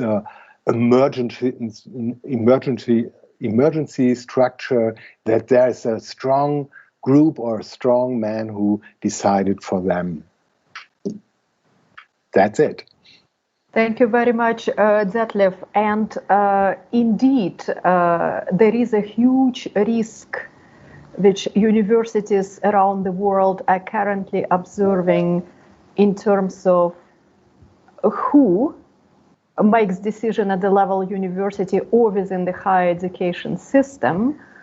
And there is potentially a big risk to what extent, quote unquote, democracy of the universities can fall a victim to COVID or not. And of course, it is rather critical to think about the core stakeholders of universities, and which are connected to the question of outcomes and outputs of university work. Does the current situation makes universities to focus more exclusively on academic publications, for example, talking in addition to education about academic outputs? And if not, what are the acceptable alternatives that allow recognition and promotion of academics? Would it be policy papers? Would it be think tank kind of papers, etc.? So those are all of the questions which might significantly redefine the work of the higher education. Thank you very much, Detlef, for bringing the perspective from more skeptical glass half full line of thinking. So now we will go more towards opportunity discussion, and I would ask the colleagues to address the question on how the recent challenges with COVID-19 created opportunities in higher education institutions, especially for more sustainable patterns of production and consumption, and what implication it has for scholarly resources and other resources. May I just ask Roger PTRE, who represents the University of Regina and who is the chair of the RC Saskatchewan and also a co-chair of the SDG 12 cluster under International University Association of Universities, to come forward and share your ideas, please. Thank you, Zenaida. Yes, I think there are some opportunities. I agree with Detlev. There are some challenges too, and even the idea of how to do collegial governance and assert kind of democratic control in online formats. I mean, it's one thing to learn an online platform. It's another thing to learn how to vote properly in such platforms, move motions, and do all of those sorts of things.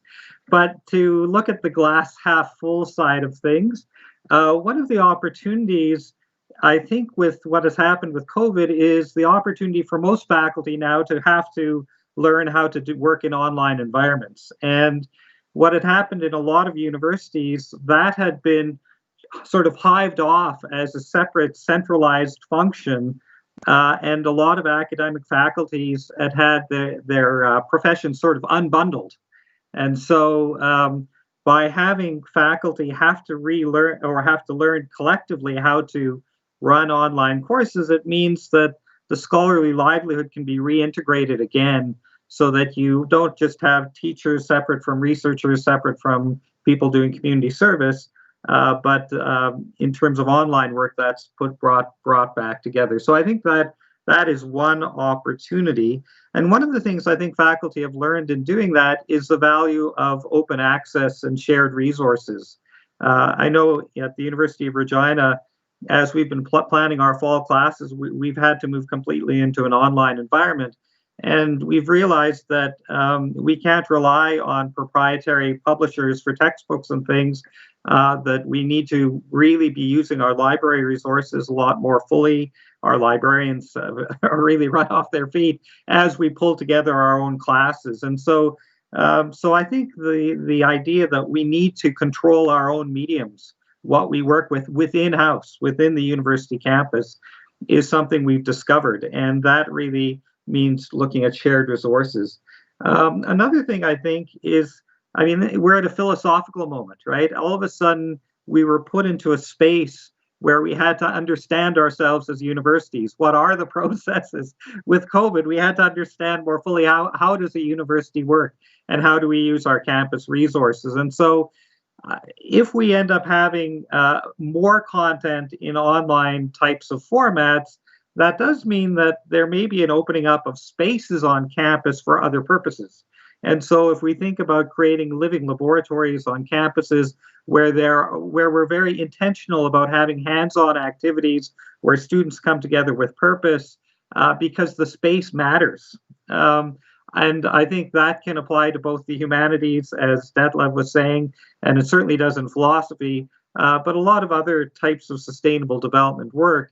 And thinking about how do we become self-sufficient as campuses, because I think COVID pointed that out to us as well, that need for self-sufficiency is also central to sustainable development. So I think the idea that we had to do a forced taking stock of our campuses, we basically did a capacity-based assessment as a result of COVID, which in many ways allows us to re-envision all of the things we're doing, because now it's top of mind, not just for individuals, but for us collectively as scholars on our campuses. So those would be my thoughts, Zenaida.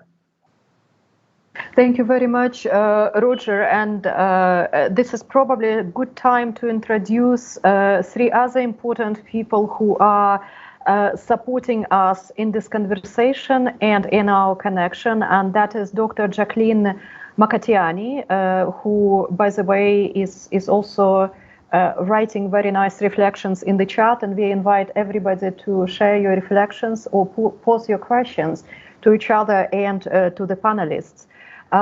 Dr. Dorcas Lusveti is also with us. She will be making sure that all good ideas which are shared within this platform are being captured and shared with a broader world. And of course, Mr. Moses Kirong is with us, making us all connected. Thank you very much to three of us. And the reason I mention Dr. Jacqueline is because she very rightly observing that some universities are at the moment or traditionally relying purely on online contact, and it's a lot to learn from them in terms of resource sharing, methodologies, controlling some unwanted activities, etc. So that's very, very good. And it also brings me to one idea which was shared by Dr. Kenneth Ochoa, who is our panelist, but unfortunately he was urgently called by the higher powers, well, not as high as divine, but well, by the rector of the university right now. But he sent us a message which effectively says that in Colombia, thinking, and around his university in Colombia, the thinking goes on not only about how utilize,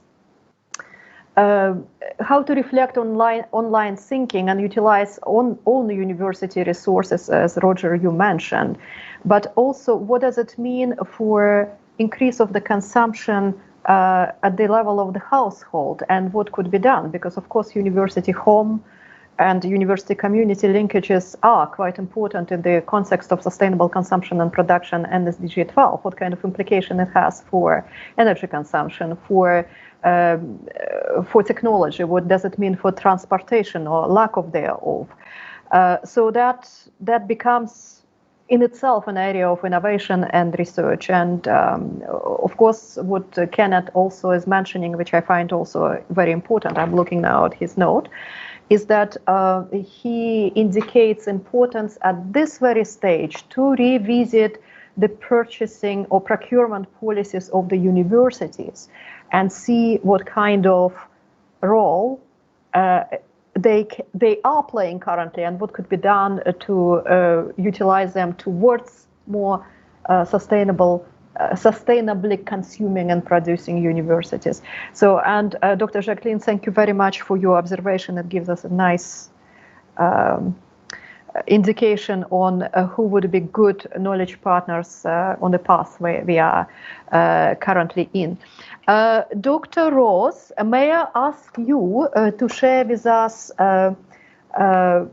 the insight on this question from your own home university, particularly knowing that you're working very closely with the communities and perspectives, of course, from Canada or some Asian countries which I represent, and from Europe would be quite complementary or quite different from the realities in which you carry your work. Please. Okay. Good evening, everybody. So to add on what Kenneth has mentioned in relation to the community, majority of the work we've been working with the community as Moi University. We have been doing a lot of outreach activities after our scientists have done research, and a lot of products that have come out, particularly from the Center of Excellence that is hosting this conference, have been transferred to the community normally by face-to-face. So this poses a challenge, particularly at this moment of the COVID-19, because face-to-face meeting now with the community is a challenge due to the aspect of physical distance. And therefore, it means we need to have shifts in adaptation, shifts of how we can do these normal ways of doing extension or outreach services to create an impact, particularly on sustainable consumption and production to the community. So it therefore leaves us with questions to pose. Is it possible that our institutions now can be supported to do digitalized outreach activities? And if we are to do digitalized outreach activities, It means we have to translate all the research content that we have to digitalized manner of forms, maybe tapes, Word, that the community can use. But how prepared are we in terms of capacity building for our research units to do this? So it means we need more resources to be factored in. We need more training for our research units to be able to support the idea of digitalizing research, output from our researchers so that they can reach the community.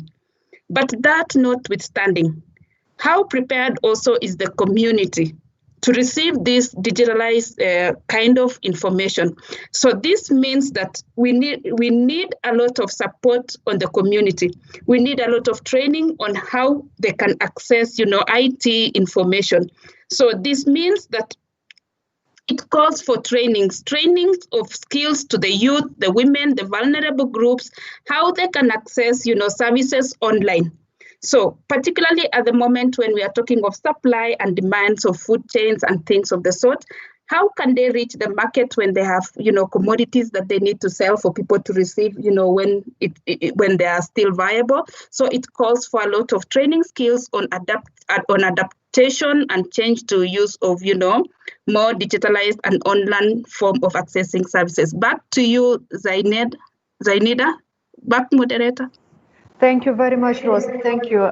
So that actually very nicely touches another question which we wanted to discuss on how the current situation would shape or rather reshape the core functions of the universities, including research, education, and engagement with the society in the future.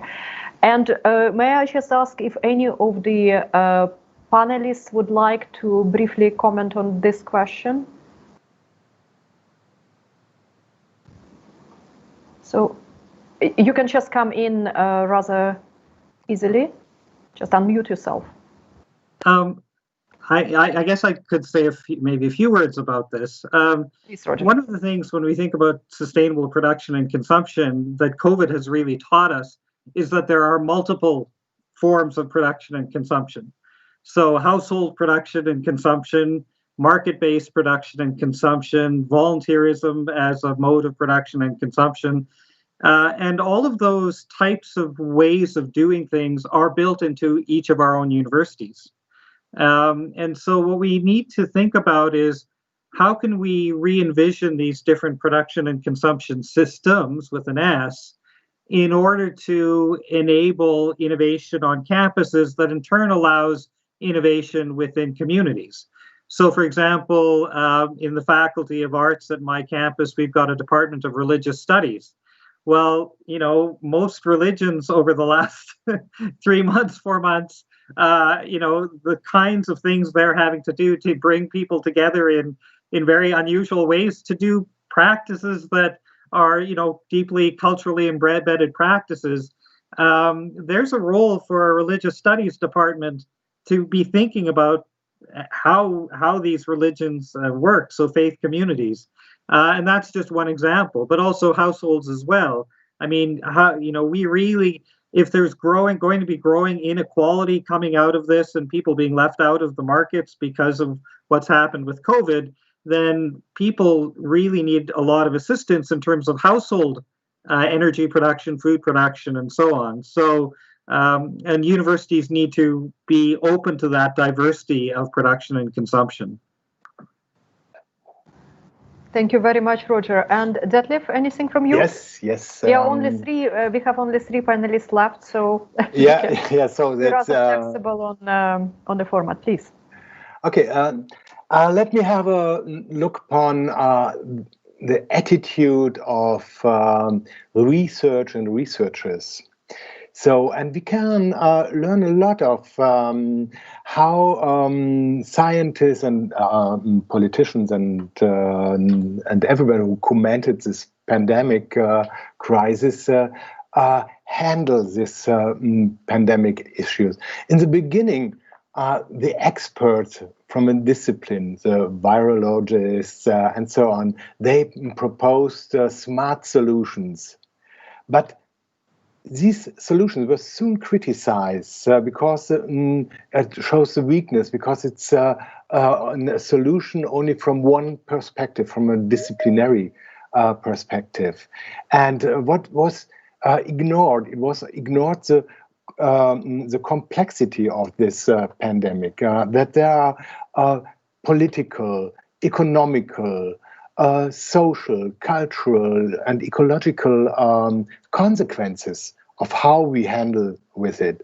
And in the beginning of the pandemic, there was one interesting contribution which goes worldwide, very viral. It was a contribution about hammer and dance. I don't know if you have read this. And this colleague shows that that you first have really to take a hammer and take a strong and very consequent lockdown to handle the pandemic. And after this, you need to dance with it. So you have to react on regional infection areas and so on. And he says, from hammering, you have to go to dancing. And this is an attitude.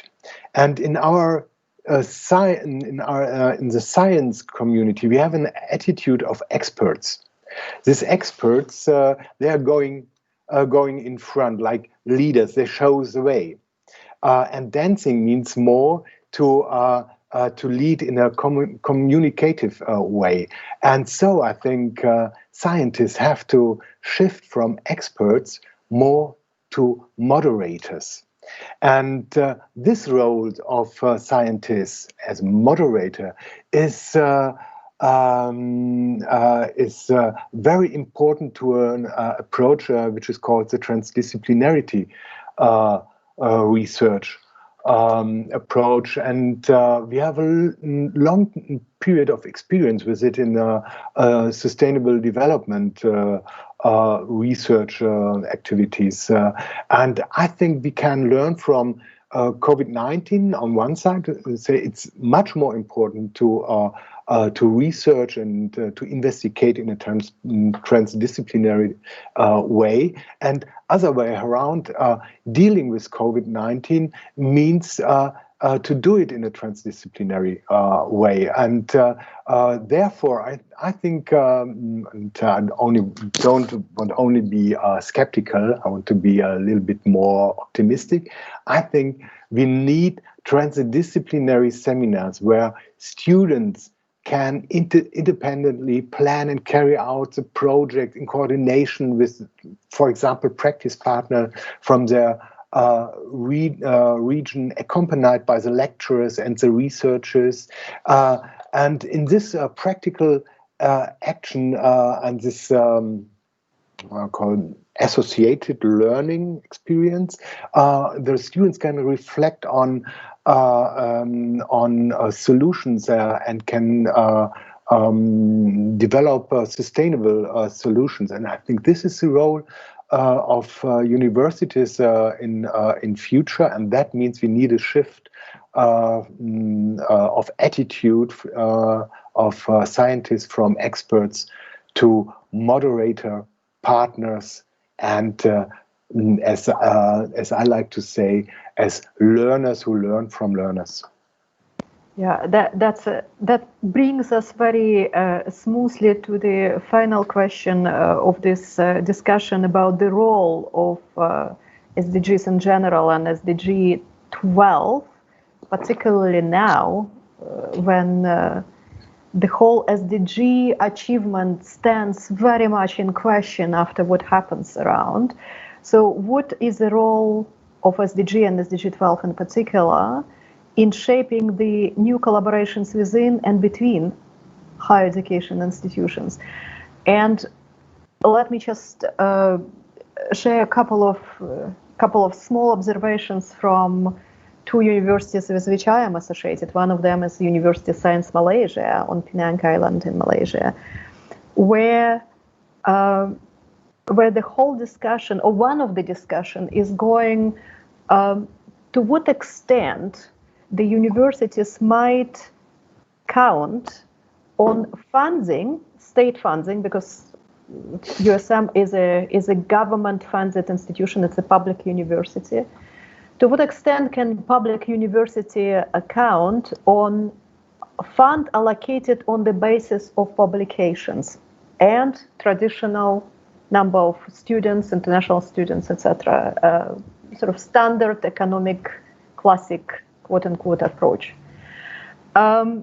Yes, it can for a while, but the reality of it is that the funds which went from the governments now to various sectors in the society, including to the education, to the medical, to support of the people just not to starve during these times, were so enormous that counting on funding from the government or bigger funding from the government would be, let's say, not really wise. Then the question is, how can university secure funding while maintaining high degree of scientific rigor?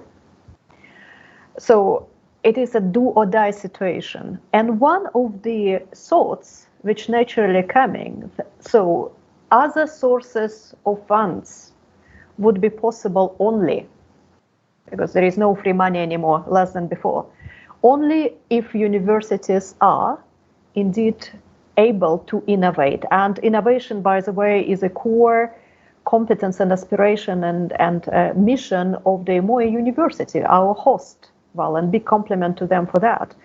So engagement with various stakeholders, including industry, including the business, becomes incredibly important also from the simple question of economics. Well, simple, but not so simple. Now, the interesting thing is, of course, how not to become simply consultant or simply community workers, volunteers, but still have this degree of scientific rigor. And this is definitely what you probably already hinted. So the whole thinking about methods behind, or serious methodologies and methods behind interdisciplinarity, behind transdisciplinarity, and by the way, distinguishing between the two, so becomes incredibly important in the current times. So I would like with this to ask three of our panelists to comment on that, but also to invite those which are listening in, please put your comments and questions in the windows.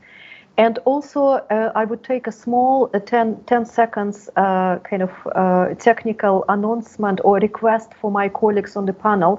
I would have to step out in literally 2 minutes because my time was allocated only for this hour. I have a good excuse. I need to get back to the students which are going there, finishing their exam. So they cannot wait. So may I just ask Detlef, you, because you and I chatted about this, to take the moderation after that.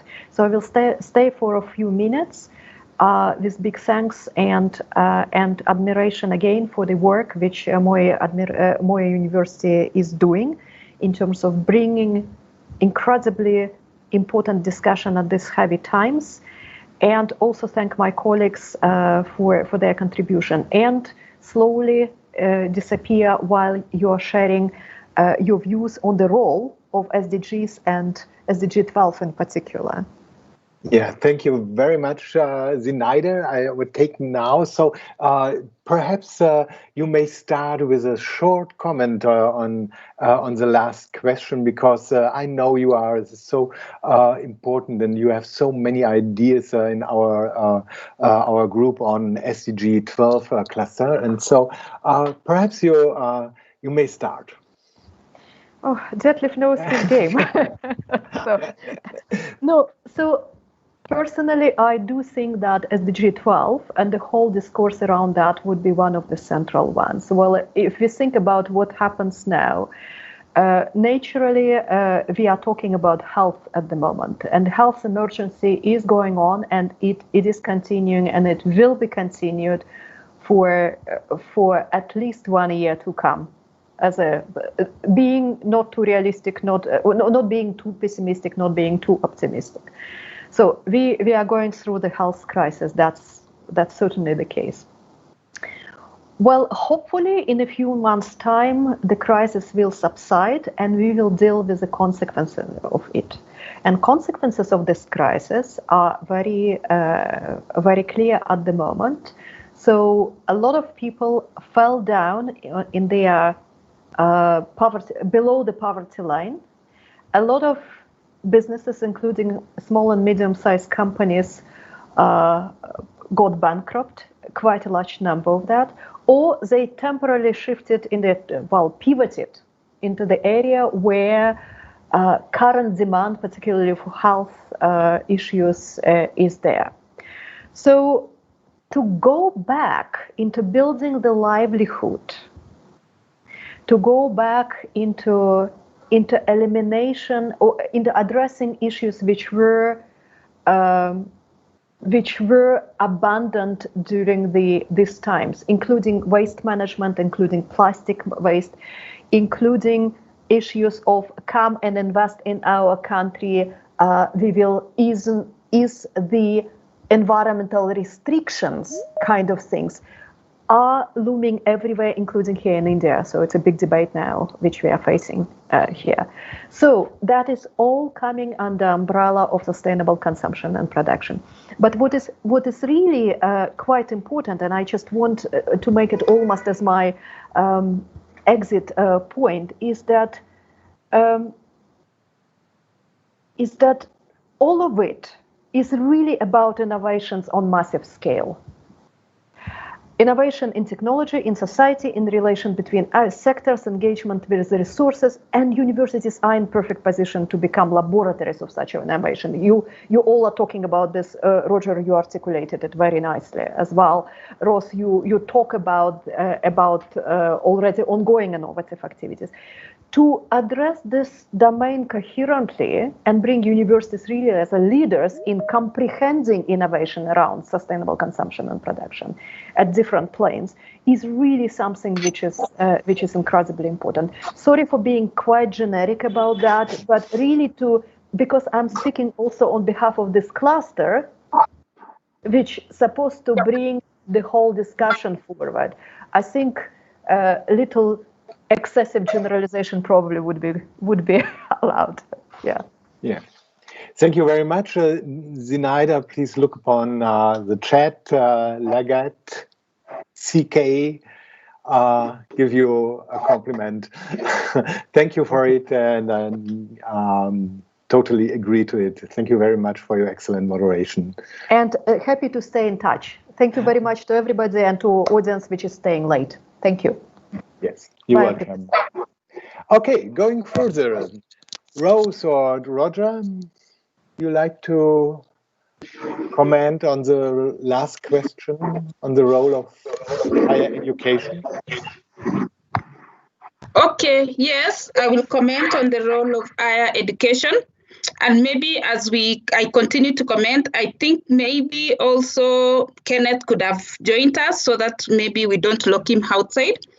So in particular that we've been talking about trying to see how we can link the SDG 12 output in higher institutions to the community.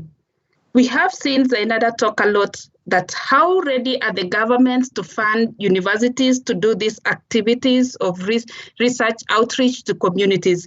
It is well put that universities or higher education institutions should actually work with the community in trying to give them, knowledge that has been generated to products. But really the support link is quite weak. Although from our perspective in Moi University and particularly at the Center of Excellence, the panel session that ended was a panel session of our industrial linkage partnership. And we have a strong committee that comprises all the industrial partners. And jointly we work together in doing research and all these activities. And we've jointly even gone together on outreach to communities. And we have quite good examples of activities that we have done with these partners to the communities, particularly on biogas training to the community. We know that sustainable production and consumption revolves a lot in the area of energy, in the energy sector. And we know that a lot of communities, particularly in Kenya and in our environment where our university is, are using a lot of wood fuel. And if this continue in this manner, then we are increasing the rates of actually deforestation. So our university has championed these trainings on biogas, and we've done a lot of training on the communities, on sensitization, on how to do biogas, so that we can look at a whole, circular kind of economy where they are producing milk in the farms and they have the waste in terms of cow dung.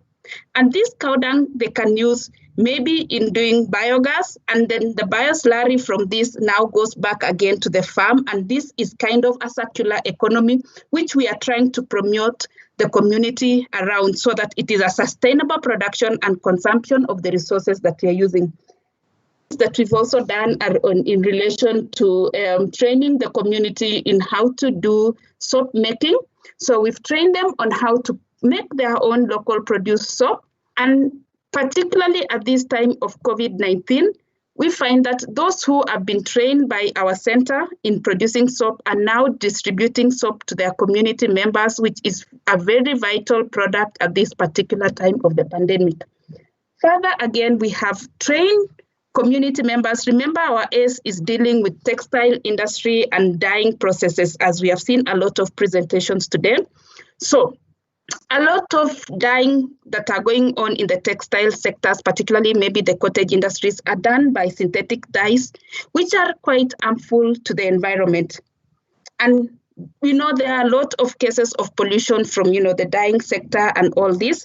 And we've been training our community, particularly those who have textile cottage industries, on how to produce natural dyes from plants like weeds, which are not food producing plants. So we need to note that it is actually weeds because they are not, for food or for more other productive parts. So we are not using food plants. So this in its own way is sustainable production of dyes from what we think are not food crops. And in this way, this natural dye is also safe to the environment and the community at large. And therefore, we have also kind of a circular round of utilization of products that are available within our own community to kind of sustain production and, try and support also linkage of the university and the community in achieving this SDG 12 kind of strategy. Then another way that we want to come out strongly, which we have started but we have not completely actualized, is through value addition of farm produce. In particular, at this time of the COVID-19 period, we know that we have a lot of challenges in relation of production of food crops, fruits and vegetables. And in our country, we are doing a lot of rain-fed farm production. And sometimes we have a lot of farm produce at some times in the season, which goes to a lot of waste because we do not consume a lot and then we get them getting spoiled and all this. So we want to really see how we can train the communities to do their own value addition of this excess farm produce, for example, by doing solar drying of vegetables. And these vegetables they can use when it's off season. They can do also canning of fruits and fruits and things like tomatoes, and this can increase the shelf life and they can use them in paste form, for example, if it's tomato sauce, when this produce is not available, in the market. And you find that if this is well done, at the moment, a lot of people are fearing to go out during this COVID period to access supermarkets, shops, and everywhere. And you cannot buy tomatoes for all, 2 months or something because they are not perishable. A lot of people, we do not have electricity. So we do not have refrigerators and all this. So it is important that we think of further how we can support these communities to store, their own kind of farm produce for a lifetime by doing these things. So in this way, then we have a sustainable way of production and consumption that is acceptable to all. Okay, back to you, Detlef. Back to you, moderator. Back to me. Thank you very much for giving us this example. You see in the chat, it's very appreciated and shows what transdisciplinary research means in practice. It's looking upon solutions for the practice in communication and cooperation with the practice, and in the center of this research are not the object. In the center of this research are the subject, the people. Thank you very much for it. We have one concrete question from Professor Meining about exams and how we conduct it. Perhaps if Roger may answer this question as well, and state and give his statement to the fourth question we raised. Okay, that's a very interesting question. On the exams, I mean, I'm a philosophy professor, so it's interesting. It's, you know, made me rethink about what kinds of questions I'm asking, and really pushing students to give me more depth in responses.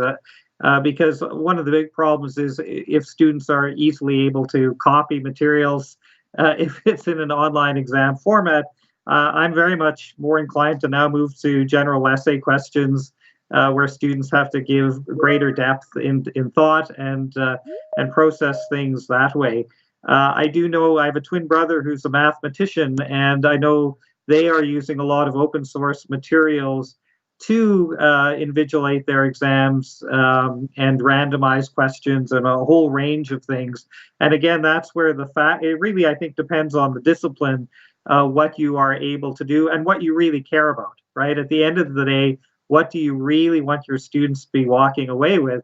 And for me, actually, as a philosopher, giving essay questions that force students to integrate their thinking as the primary form of evaluation is okay. In terms of the other question, though, how do we incorporate SDG 12?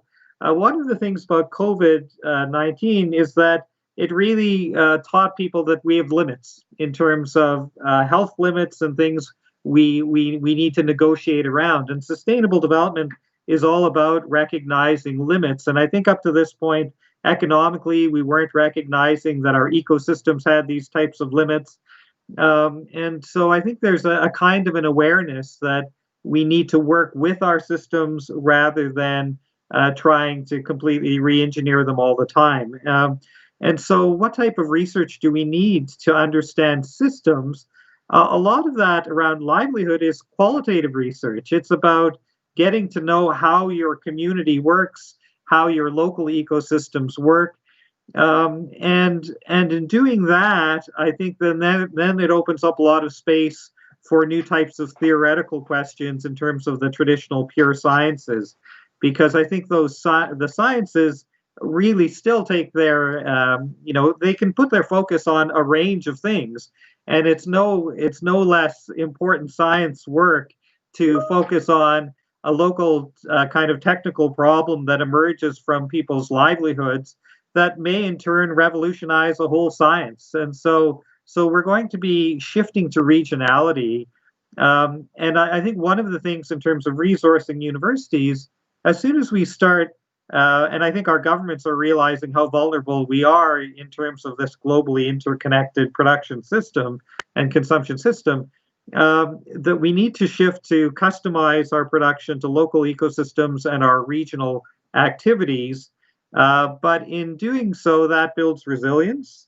In doing so, we'll learn a lot of things that we can then share analogically. I think the future of production is really a question of sharing recipes, in a sense, where locally we might use a certain type of plant in terms of making some type of fiberboard or material in Saskatchewan that isn't the kind of plant that perhaps is in Africa or in Australia, what have you, but that there might be things that are similar.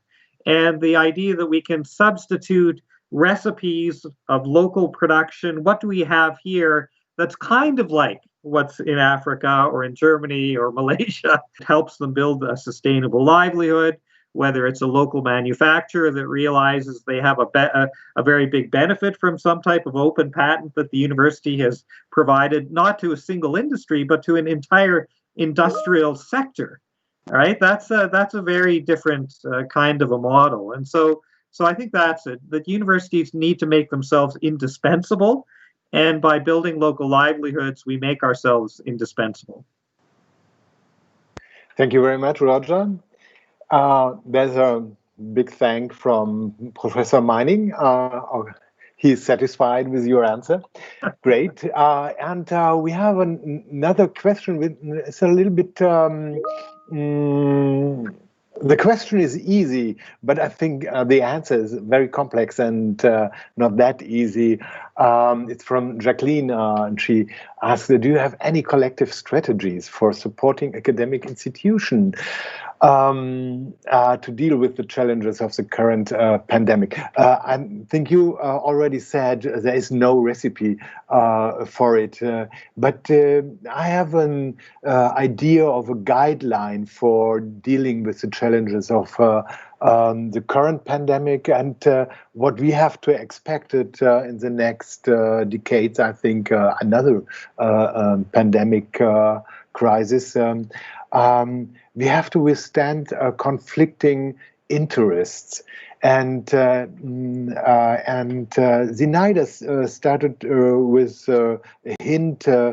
What for criteria we need for funding a research project. We need criteria that are not only looking upon the one and only solution of problems. We have to look on the interconnectedness of problems, of challenges, of consequences, and find a complex solution. And this complex solution may be very, very different, sometimes conflicting, and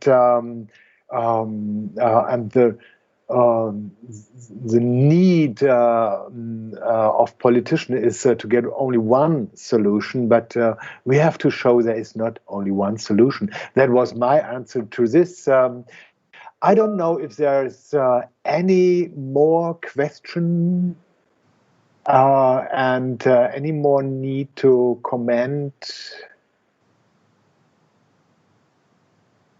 on the modalities of transitioning to purely online content delivery.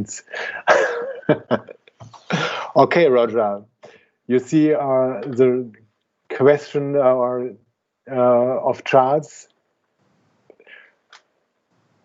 It goes to us. Please start.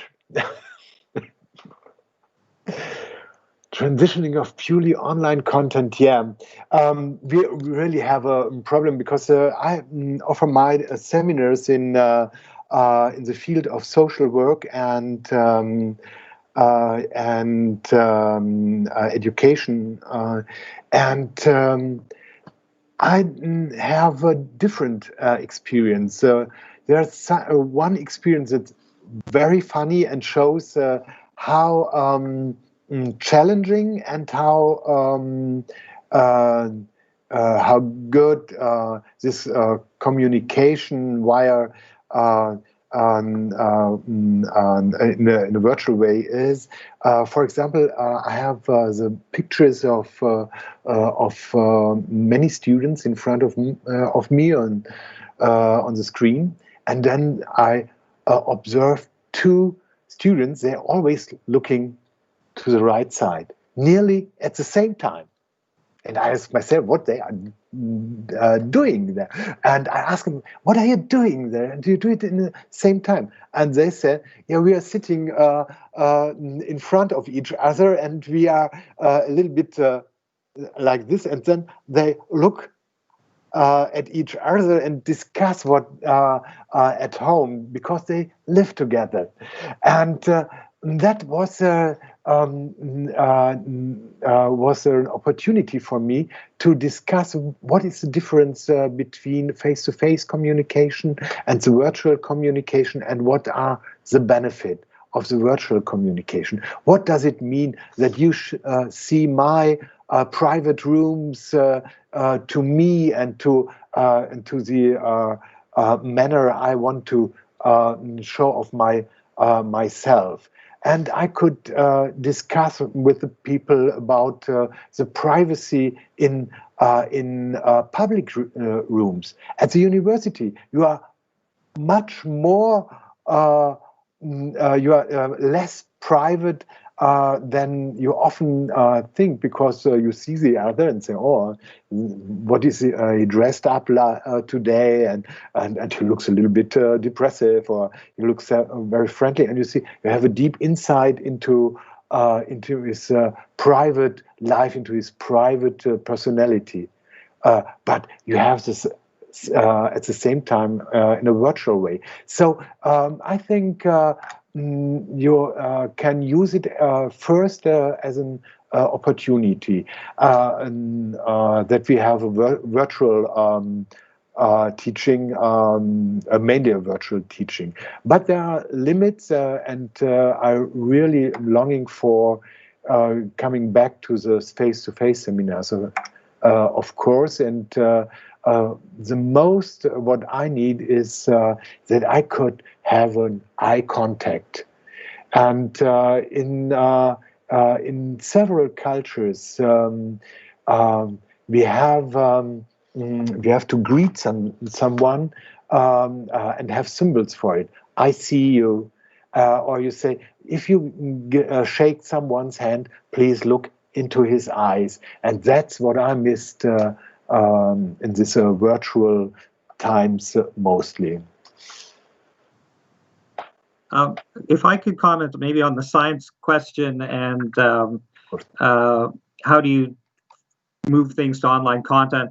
At our university, what they've done is sort of looked at all of the science courses and said, which ones can't we do that for? And ensured that those science labs will continue to operate, but with proper spacing protocols and so on. So they sort of did a triage of all the science courses to figure out which ones they couldn't move online. Another thing that might be possible is looking at citizen science and seeing what are things that people can do on their own as kind of scientific projects. And I know, of course, that might not work in some of, physics courses or something like that, but it certainly for biology courses, looking at all of the type of experimentation that can be done by individuals on their own with small testing kits and so on. I think that's a real possibility. I mean, since Francis Bacon, of course, it was all about creating the artificial laboratory, but the living laboratory has a lot of opportunities where you can do good science, or, the science just outside your door. And maybe it's even possible for students to construct laboratories with certain types of materials for certain purposes. So I think we can think outside the box, but I don't think everything can transition online for science, given the costs of laboratories and so on, and the kinds of tests and lab experiments that you do. But some of them might be able to. Yeah. I think there were some answers to the requested mitigation strategies. Rose, do you like to comment some of the comments in the chat? Sorry, let me check. Some of the comments on the chat is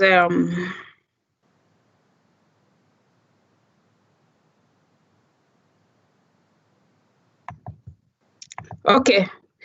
Actually, I see that the comments on the chat, particularly on transitioning purely to online education, and this mirrors well with the question number 3 that we were dealing with. And it's really a challenge because it doesn't take into consideration more so the vulnerable, kind of students. Particularly, I know they say we have mapped, particularly in Kenya, and seen maybe 92% of students at our institution have mobiles and all this. But despite the fact that we say maybe you can load this material online, they can download and then read, there are still vulnerable students who do not have even this kind of gadgets. Well, it doesn't mean that when we talk of 80% of the students, we need also to take care of the whole population. If it's 10% remaining and 5% who cannot access, are you going to say, well, the 5% do not matter, they can wait until another time, then when they get these gadgets, or they can come and do the face-to-face, So I think we still need to look at it from a perspective whereby even we don't need to lock out even one vulnerable student who cannot access this kind of, gadgets and do this kind of information. So maybe still we are only now. Oh. I could hear Rose anymore. And is it only an effect on my all of us connection, or? Yeah, I think it's okay. Weak internet connection. Okay, perhaps she will come back and she will try it. So we go further. Is there any question, idea? So I think, do you want to add something, Roger? If not, we may finish this panel. I'm not sure if we do it just in time. I just want to thank everybody for their very good questions and thank my colleagues at the other universities.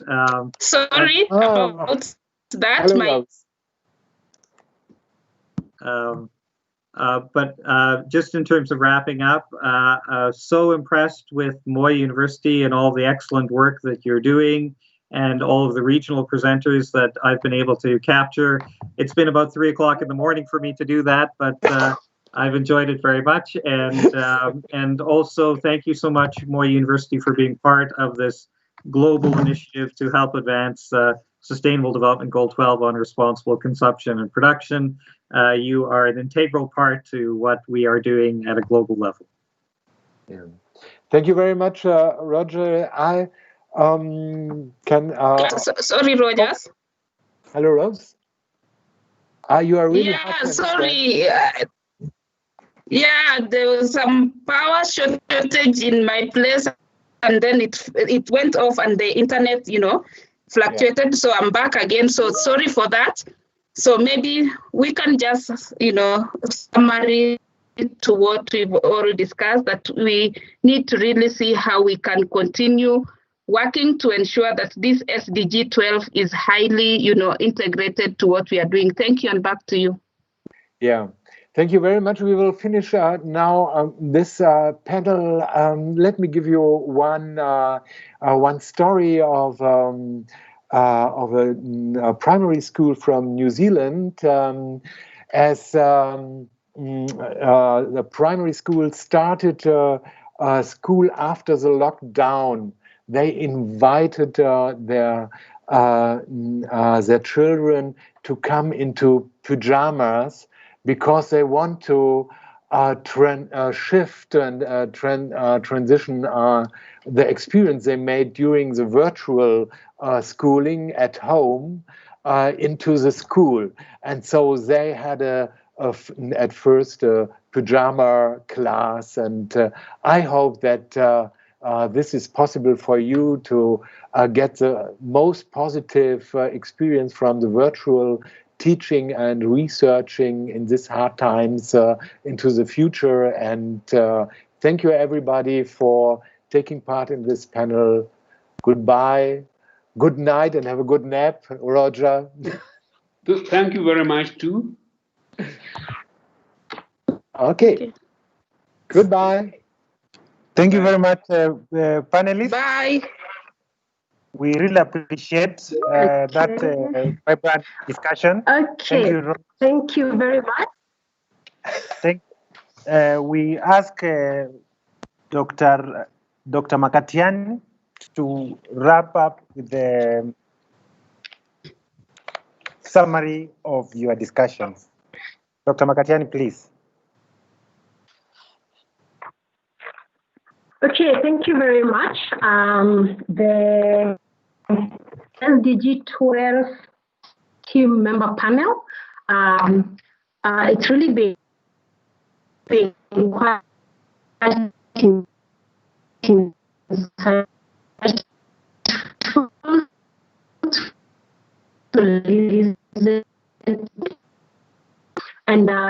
thing now that here audience, we have those that are from the industry and then also those that are from academia. I think from your discussion, we are noting that there's still a lot that we still need to do in ensuring that the objectives that have been set, be it at national level or at national level, there's still so much that has to be done in order to move forward. You've talked so much on the aspect of how best we can deliver content to students. And we do know that for us actually to move forward, and even in your area, the panel that you sit on, you do know that for the objectives that you've set, or the objectives that are set for them to institutions are likely to encounter in delivering their courses online. It actually gives an insight on some way forward on what people should be thinking about. It was really good to listen to all your conversations, and we've taken down the notes, and we've also recorded this session. And I'm sure even for the other responses that are coming in, we should be able actually to tap everything that is being shared section. So I want to once again thank each one of you, the panelists, and then also for the audience. Thank you very much for your time. It's really been wonderful engaging on this platform. So over to you, Chair. Thank you. Dr. Nzila. Thank you very much, Dr. Makatian, for that summary. And now, members or participants, dear participants, we thank you, and we want to close this session, but you are free. We'll be running posters in the remaining five or so minutes. Otherwise, you are free to join us tomorrow. We are meeting again East Africa time, 9 a.m.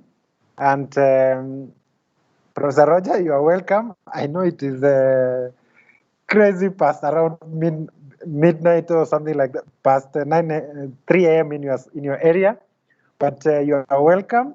And from me, thank you very much. It has been a tough day, and I'm glad that we have finished. Stay blessed. Stay safe. Bye-bye for now. Bye-bye. Bye. Bye. Bye. Bye. Bye. Bye. Bye. Bye-bye. Goodbye.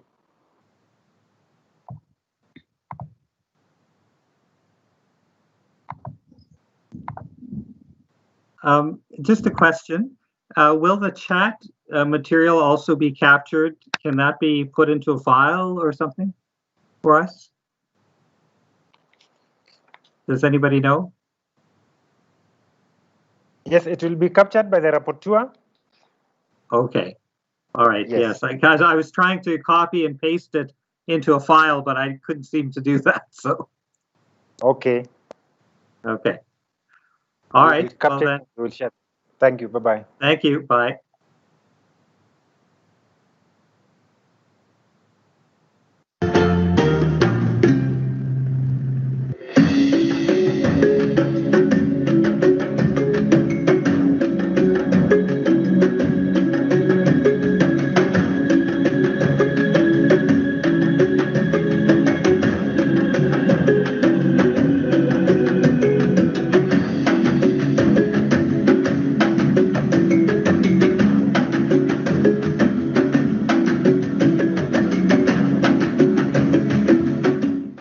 Rivertex East Africa Limited is a vertically integrated textile facility that converts cotton reel through various processes to finished fabrics.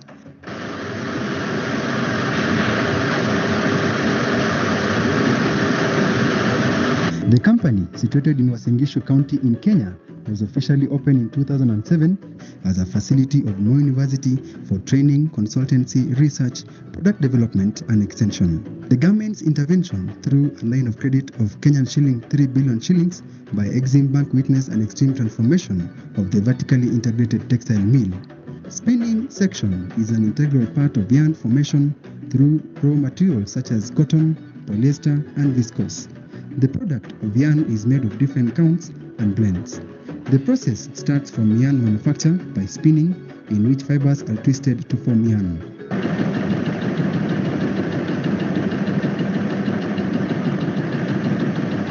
The state-of-the-art machines currently in place has made it possible for increased production of yarn, which is instrumental in fabric making.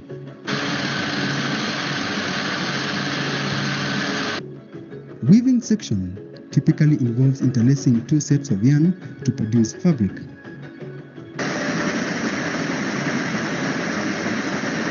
The production capacity and output of this section has constantly increased.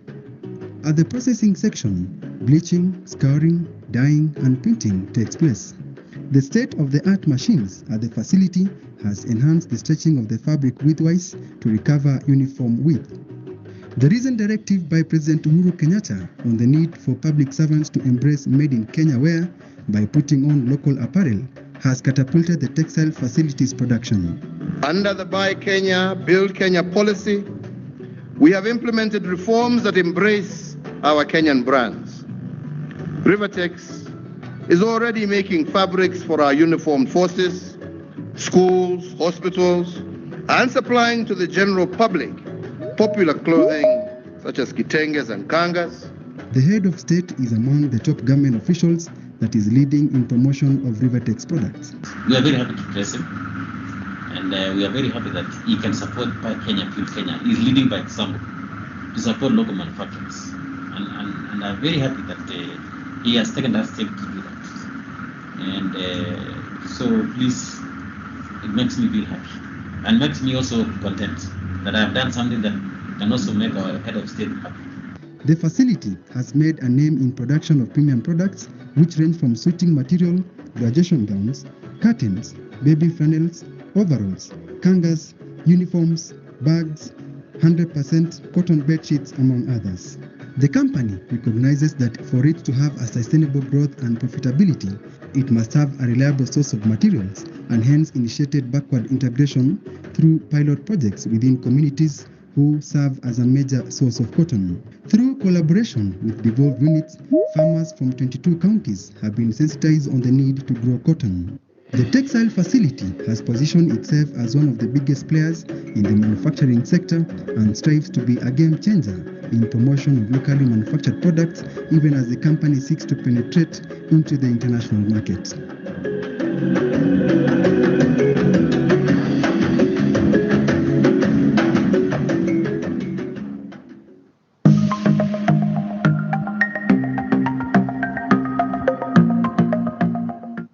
Kenya Industrial Research and Development Institute has been engaged in promoting local products through training and capacity building of SMEs, business incubation, common manufacturing facility, product development, and consultancy.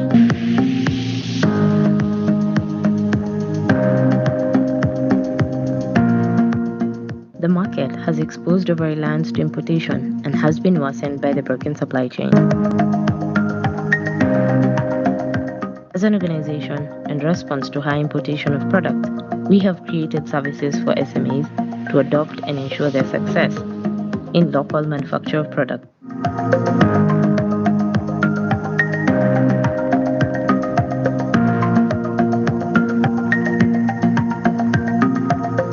We have successfully had over 3,000 SMEs through our centers such as the Engineering Development and Service Center, the Leather Development Center, the Kisumu Western Region Center, the Food Development Center, the Natural Products Development Center, among others. This has enabled us to support SME sector.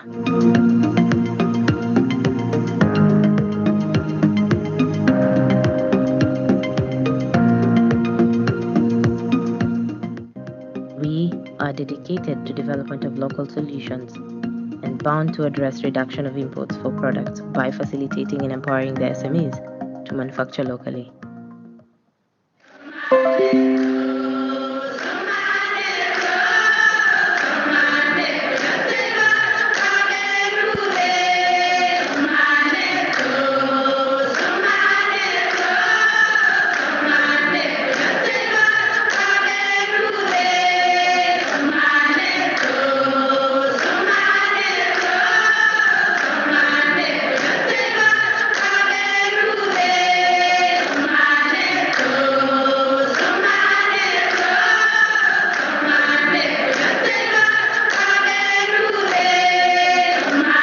Deputy Vice Chancellor in charge of academics, research and extension in the university.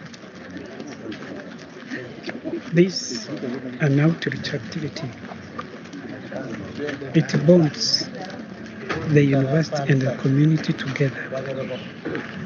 And the university research percolates into the community through interaction. The discoveries made, the research is made at the university. They are taken to the community, which is the essence of any research. Research should be consumable by the people, and this is where the people are.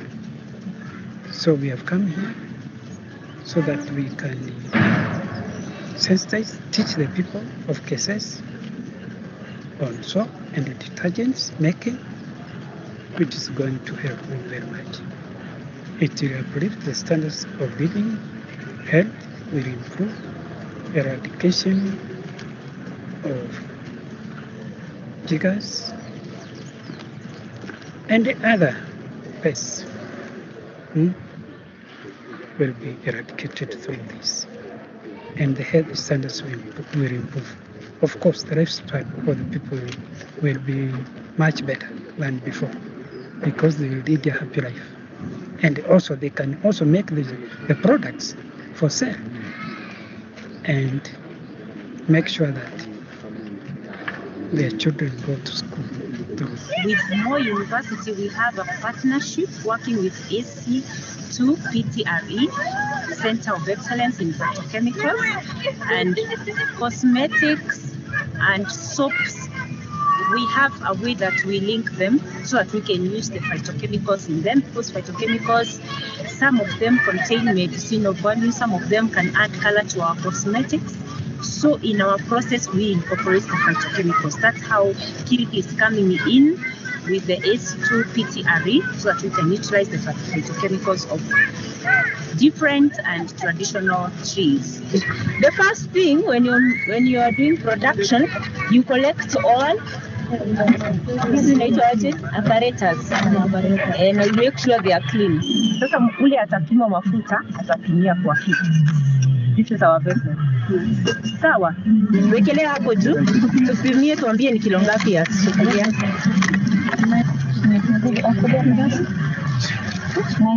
950 naenda 950. Tutachukua hiyo 950. Haya. Tunahitaji mafuta kiasi gani? 550. Nenda kirudi. Iko 950 hapo, sio? Tuta approximate, sio? 950 plus 550 1500. Sawa, weka mpaka ifike 1500.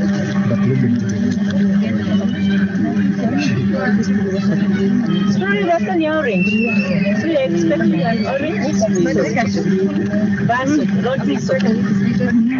1505 iko sawa.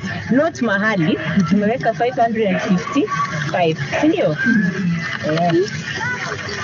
Lazima ujue uliweka kiwango gani. Sasa the next one ni maji na caustic. Sasa hii ni sodium hydroxide. Si mbona imeandikwa hapa? Sodium hydroxide. Na kuna ingine hapa potassium hydroxide. Sawa? Sasa ukienda kununua, hautanunua hii, sawa? Sinunue hii ni expensive. Hii inaitangwa analytical grade. Hata ukiangalia wameandika hapa AR. Sawa? AR inamaanisha ni analytical. Sawa? Analytical grade ni ya lab. Wale watu wanavanga hizi sana wanafanya analysis, wanatumia hii, sawa? Hii ni pure grade. ya sodium hydroxide. Lakini sisi watu wa kutengeneza sabuni tunatumia ingine inaitwa industrial ama technical grade. Sawa? Industrial iko like 96% pure. Hivyo hii ni kama hii ni 98. Kwa hivyo hiyo nyingine purity yake iko chini kidogo and it's cheaper. Sawa? So unaitisha technical grade, si ndio? Ama uambie tu cost ya kutengeneza sabuni hawata kupatia hii. Sasa mwenye anapima maji na mngojea. Ni nani? Bucket. Tuambie unapima kiasi gani ya maji? 260 grams. 260 grams. Sawa, caustic. Angalia kwanza anza angalia grams caustic ni kiasi gani? 78. Na hiyo iko kifuniko ni hapa ni 13. Kwa hivyo utapima kiasi gani? Nataka 78 plus 13 and 91. Pima mpaka 91. Tulisema aje koroga tutengeneza solution. Tunaongeza polepole tukifanya nini? Haya sawa. Wapatie kijiti Daniela na Sofia. Tengeneza yote. Sasa ndio tubakisha hata kesho. Haya, hebu inua kidogo wenye karibu na wewe washike hiyo pande watuambie kama ni moto. Kwa nini kosa nje? Ni moto, si ndio? Kwa hivyo wakati unatengeneza nini? Wakati unatengeneza kiwango kingi cha caustic ndio maana inafaa uweke kwa maji ingine. Kwa inakula. Chukua mafuta kidogo. Sasa hivi temperature tu yenye iko sasa tutumie hiyo caustic ndio. Usiguzishe kwa ndoo. Guzisha kwa ndoo utachukua nini? Kwa hiyo tu maji. What ndio at least recommended temperature ya kumix, sawa? Ukimix zikiwa juu reaction itakuwa haraka. Sasa hiyo ndio process ya saponification. Saponification ndio inafanyika hapo. Tunaona inakuwa uji. Tulisema aje?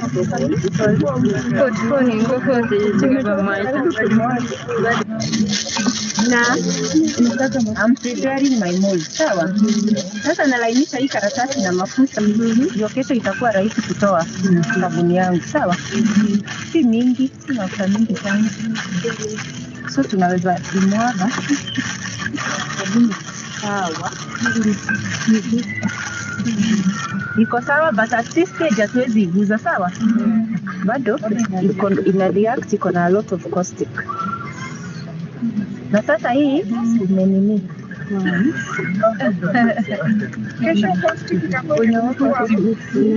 inaenda ikifungua kila siku, sawa? Kama ni sabuni ya cold process inachukua 7 days. Hii ni cold. Hata kama tumehit mafuta hii ni cold. Maana hatutoi maglycerin na hatutoi kitu. Tuliambiwa inatengeneza nini? Hii ni palm. Kwa hivyo ni sodium palmitate, si hydroxide. Sabuni tumetengeneza. Hii ni palmitate, ndio? Sababu acid mob kwa palm oil ni palmitic acid.